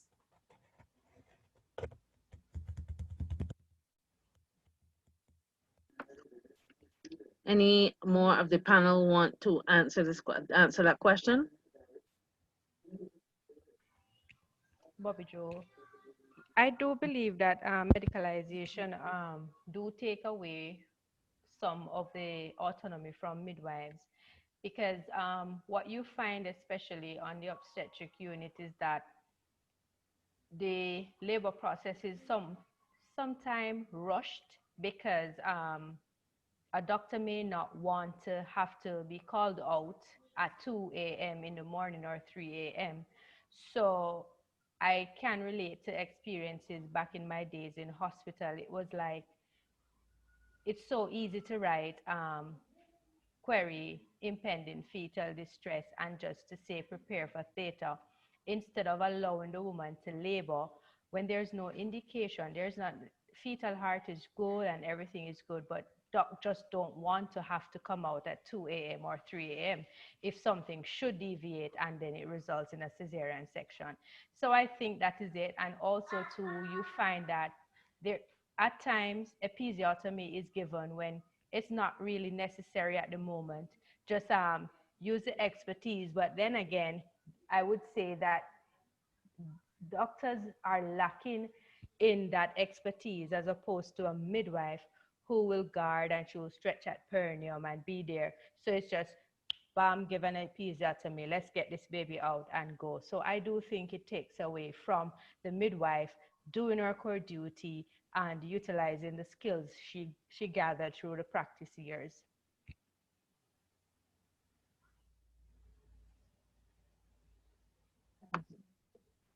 Anyone else? Judith, And I'm agreeing because there are times, just like with Bobby Joe on the obstetric unit, you find that where a midwife can use fluids, hydration, and ambulation to assist with the normal process. Doctor would come in and write up the orders for medication. When now you have to debate, okay, the doctor has made a request, an order, placed an order for medication, but then that's not necessary from the perspective of the midwife. It can be done otherwise, more natural. And so you have that conflict there. Okay, so April, I also agree that the medicalization takes away from the autonomy, because in many cases, when you start medicalizing a person, the person goes from a normal to an abnormal pretty easily, right? So like something as the constant monitoring of a baby, it puts the woman at risk for having an abnormal delivery, or if something happens, that's something increasing. What is a good question also is then, why, if the research says otherwise, why are they so fearful of allowing midwives to take control? That is a question I would like to know.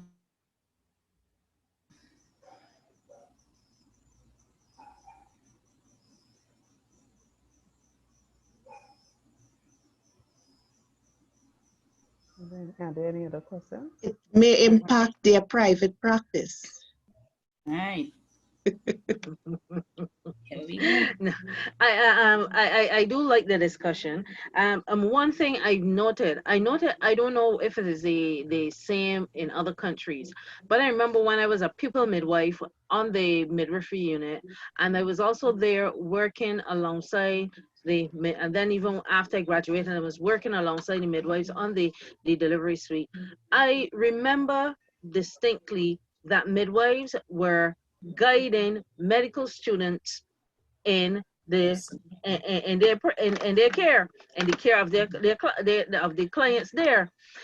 And the next week, these medical students would graduate and come out now and be giving you the orders. Mm-hmm. And I asked myself, who is who here? Is this? And I kept asking, and that was one of the things that was very flabbergasting for me. Now, another question that has come up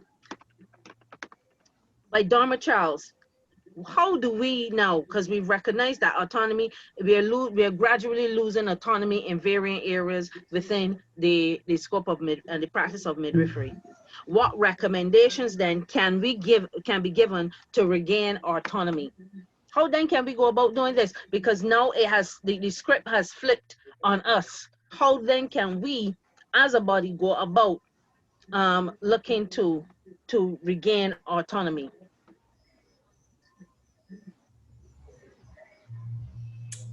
I think it first starts with the empowering of midwives to actually accept that autonomy, take it, internalize it, and then teach younger midwives how to accept that autonomy, because it's about a passing on process. Then we have to be able to internalize it and then pass it on to our younger ones. But when we give it up now, who is passing it on to someone else? I think we also need to advocate for each other, and I think part of what this organization, CRMA, is doing is that we're part of that process, and we need to continue in that vein, and not just amongst ourselves. This isn't about just, oh, let's get together and we'll empathize with each other. This is good, but then we need to think about how you're going to get it to the wider population, to make midwives' voices heard across the Caribbean, across the globe generally. So beyond this, how are we going to get the obstetric team involved? How are we going to get the health minister involved? All of those aspects. There's a range of experience here from what I'm gathering, and it's about taking the experiences and generating publication, you know, adding to the body of evidence out there. You know, it's not about sitting still. And I think we need to keep on the vein that we have started here. Well, you have started here. I'm a guest here.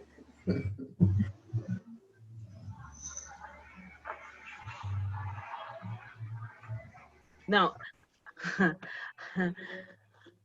Marina, your comments are well taken and are supported even by some comments that were also placed within the group by several persons, Leonie, Overman, Carol Missick, and they all supported the fact that, yes, at times women, we need to look at the scope of midwifery, and we need to advocate for us to go back to what we are supposed to be doing, being autonomous.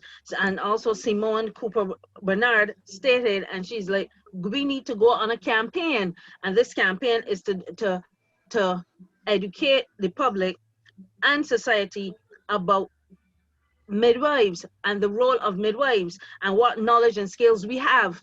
Now, as you said, nobody else can raise the banner for us or raise our flag for us but us, and we need to band together. And I would say this, not just the Caribbean, but this is midwives worldwide that we need to band together in order to achieve this goal. Because one thing I would say is, yes, there may be a bit more freedom in the UK as it relates to midwives and practice, but whatever happens in other territories, somehow it impacts us in the Caribbean also.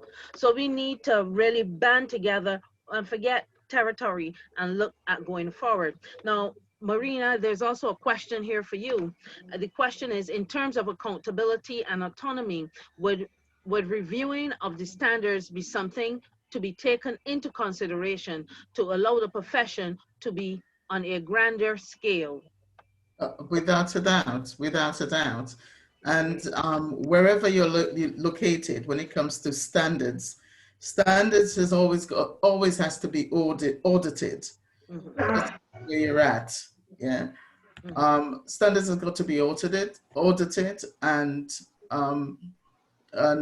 adjusted accordingly. I mean, look at our situation now with the COVID. We've got to review our practice. We've got to review how we continue to be autonomous practitioners. Yeah, so if situations changes, so policies, guidelines, etc., that needs to be reviewed at least, you know, on a 3 to 5 year basis. So yes, you know, in order to maintain that, we need to be constantly reviewing it. All right, so we'll take one more question, if there's any. Well, I think it would mainly be a comment. I would say that because we've kind of exhausted a lot of areas, they're looking, one of the things that we would have to do also is look at our internal policies and guidelines that we are using within each of our institutions to help to guide as well as give the midwives greater autonomy to practice. So with that, I think that we've had good comments, and then good persons liking the discussions that we've had. I hand back to Ms. Ramprasad. Thank you very much, Ms. Clark. And I want to take this time to thank all our presenters, Ms. Bobby Jo Campbell, Ms. Judith Solomon John, April Ann Wilson, and Ms. Marina Barron. Thank you all very much for your presentation on autonomy in midwifery. And I would now like to move to share a vote of thanks on behalf of the Caribbean Regional Midwives Association. So I just want to say a heartfelt thanks to all who contributed this afternoon. I want to begin with Ms. Chanel Gentle for sharing the prayer, the opening prayer. Our president, for Ms. Shirley Curtis, for doing the welcome address. Ms. Pandora Hartman of the ICM regional representative to the Caribbean region, who pointed out to us as midwives we have to be resilient, resistant, and have endurance towards achieving midwifery goals in our region. Ms. Pilar Molina of UNFPA, United Nations population. Population Fund, sorry. We, you know, although she wasn't able to come on due to technical challenges, she reminded us that this is the year of the midwife and the nurse, Ms. Curtis. You know, and she, you know, pointed out in her presentation that, you know, we as midwives are important. We have an important role in providing sexual and reproductive care to our women and girls in our region. All right. Ms. Cynthia Pitter, Vice President of the Caribbean Regional Midwives Association. Thank you for enlightening us on what is gender-based violence. And, you know, what, as midwives, what is the role that we have to play, you know, in recognizing and managing women who face gender-based violence and how to recognize it. Our panel of young midwifery leaders, Ms. Bobby Jo Campbell, Ms. Judith Solomon John, Ms. April Ann Wilson, you know, and of course, as well, Ms. Marina Barron. We want to thank you all for coming on and sharing your perspective from the various aspects, the community in hospital, you know, the secondary care setting, your perspective on autonomy in midwifery. And it has really provoked our thoughts as to, you know, how we can help our midwives become more autonomous in our profession. Ms. Marina, you gave us a lot of food for thought as to what are some of the things we can do, getting a perspective from the international setting, you know, as to what has worked for you all and what are some of the factors that we could take into consideration to improve in our region. I also want to thank Ms. Deborah Lewis for sharing with us her presentation on water births, which was very interesting. I know it's a topic that a lot of people, a lot of midwives are interested in. It is a method of birth that a lot of the clients also ask for. So, you know, it would be nice if some of our midwives could be trained in that so that we can offer that to our clients, but it will require that we become more autonomous and practice, you know, out there so that we can offer water births, and maybe one day we will have it in our secondary care facility and be able to offer that as an option to our clients through a midwifery-led birthing option. Also want to say thanks, a heartfelt thanks to all of our member associations for taking time out to be part of our first day of our AGM, and we hope it was very enlightening. I also want to thank the Caribbean Regional Midwives Association executive members, especially the members of the Education Committee, for all their input to make our first day of our annual general meeting complete. And in the event I may have forgotten anybody, I just want to say thank you all very much for sharing this day with us. And I hope that it was enlightening to everyone. Thank you very much. I now hand you back to Ms. Shirley Curtis, our president. Thank you very much, Linda. And thank you very much, everyone, for making this particular educational session of our AGM a huge success. It's almost as if we were face to face. We had the same level of interaction, when some interaction that we did not even want. We got in the middle of the presentations. But thank you very much. On today, up to 223 participants. So that is more than quadruple what we would normally have at an AGM. Normally we would have about what, 50, 60 persons at AGM. And because of expense and travel and everything else, you know, every country send, you know, a few representatives. But at this forum, we have actually reached about 223 persons. Please, this is an educational session. And if you want to get your certificates, yes, Eureka Griffith, we're gonna mute your mic. Thank you. So if you want to get your certificate, I have been putting the Google form link in the chat, and I'm gonna put it there again. So if you hadn't seen it before, we will be putting them, we have been putting them in. We would like for you to fill out your form. Please note that when you fill out your form, it is not an automatic generation of the certificate. The secretary actually has to go through them and create the certificates. So therefore, you need time to complete the certificates and send them out to you. So if you do not get your certificate back within, let's say 2 weeks, because that's about 200 certificates, let's say. And then we also had the certificates from last week, which I'm sure she's still working on. So give her 2 weeks in order for the turnaround for those certificates. If you do not see your certificate, then please email CRMA, Caribbean Regional Midwives at gmail.com to get your certificate. I like to do roll call at the end of the day.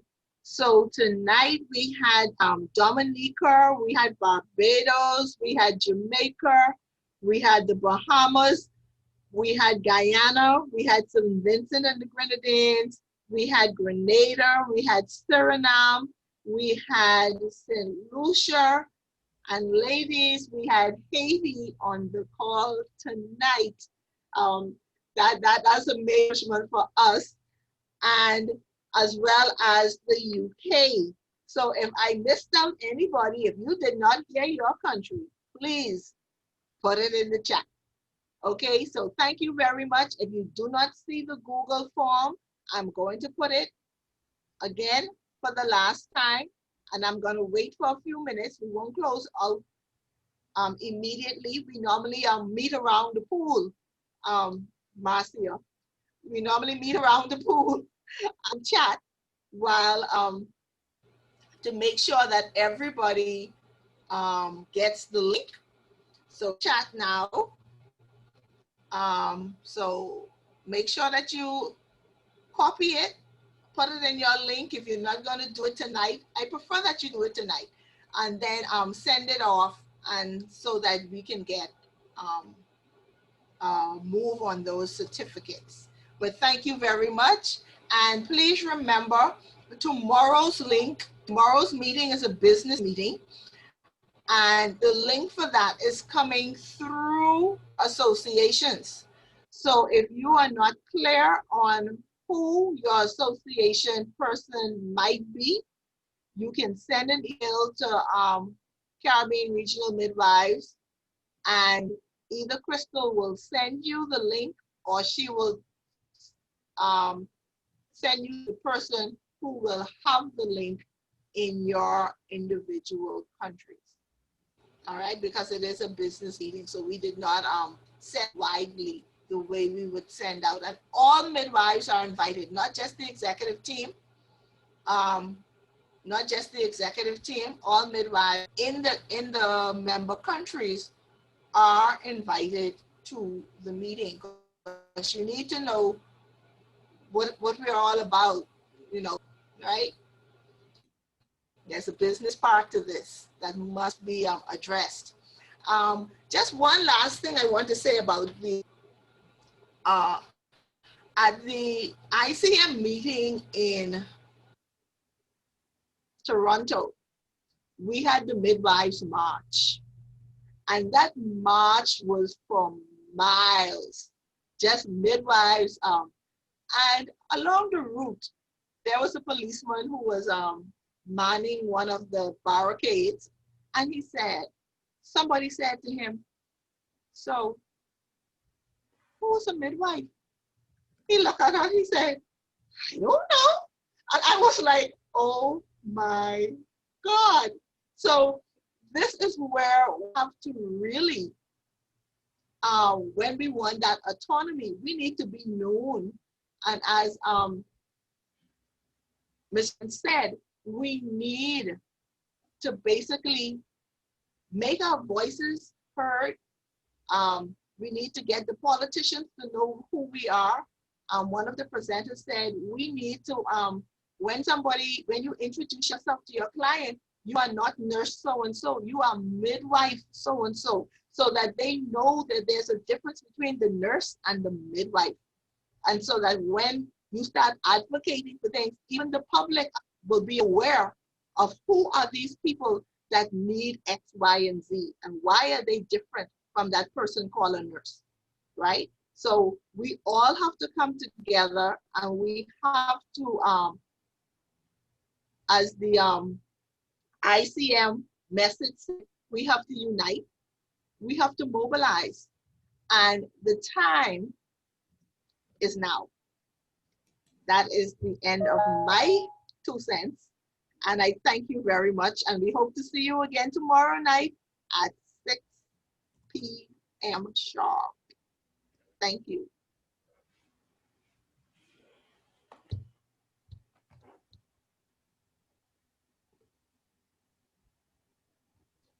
Good night, Shirley. Simone. Good night. Simone, I see your hand up. Simone Copper Bernard.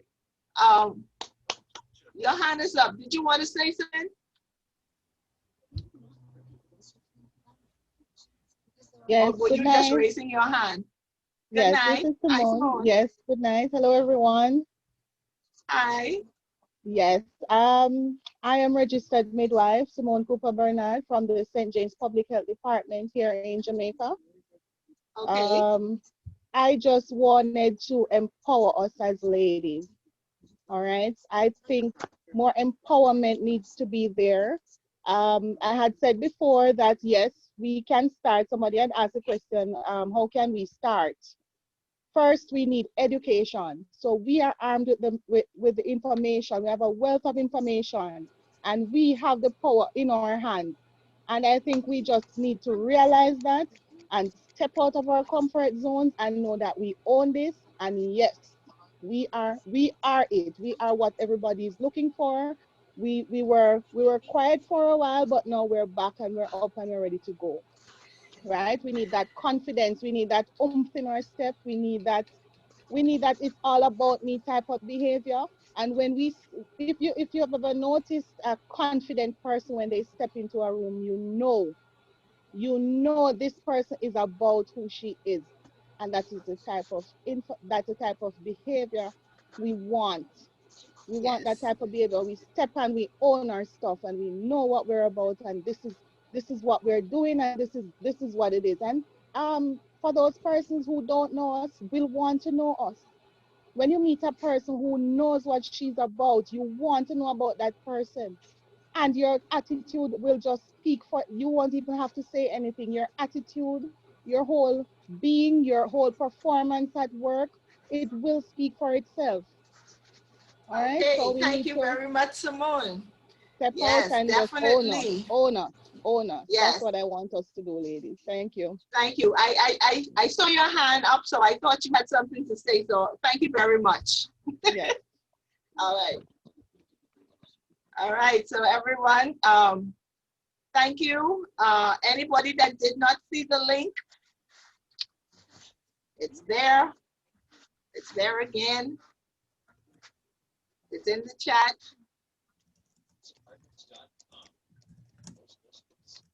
And hopefully we'll get the Caribbean song right tomorrow night.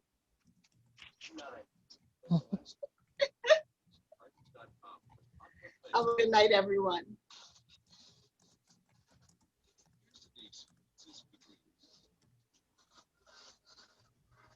Shirley?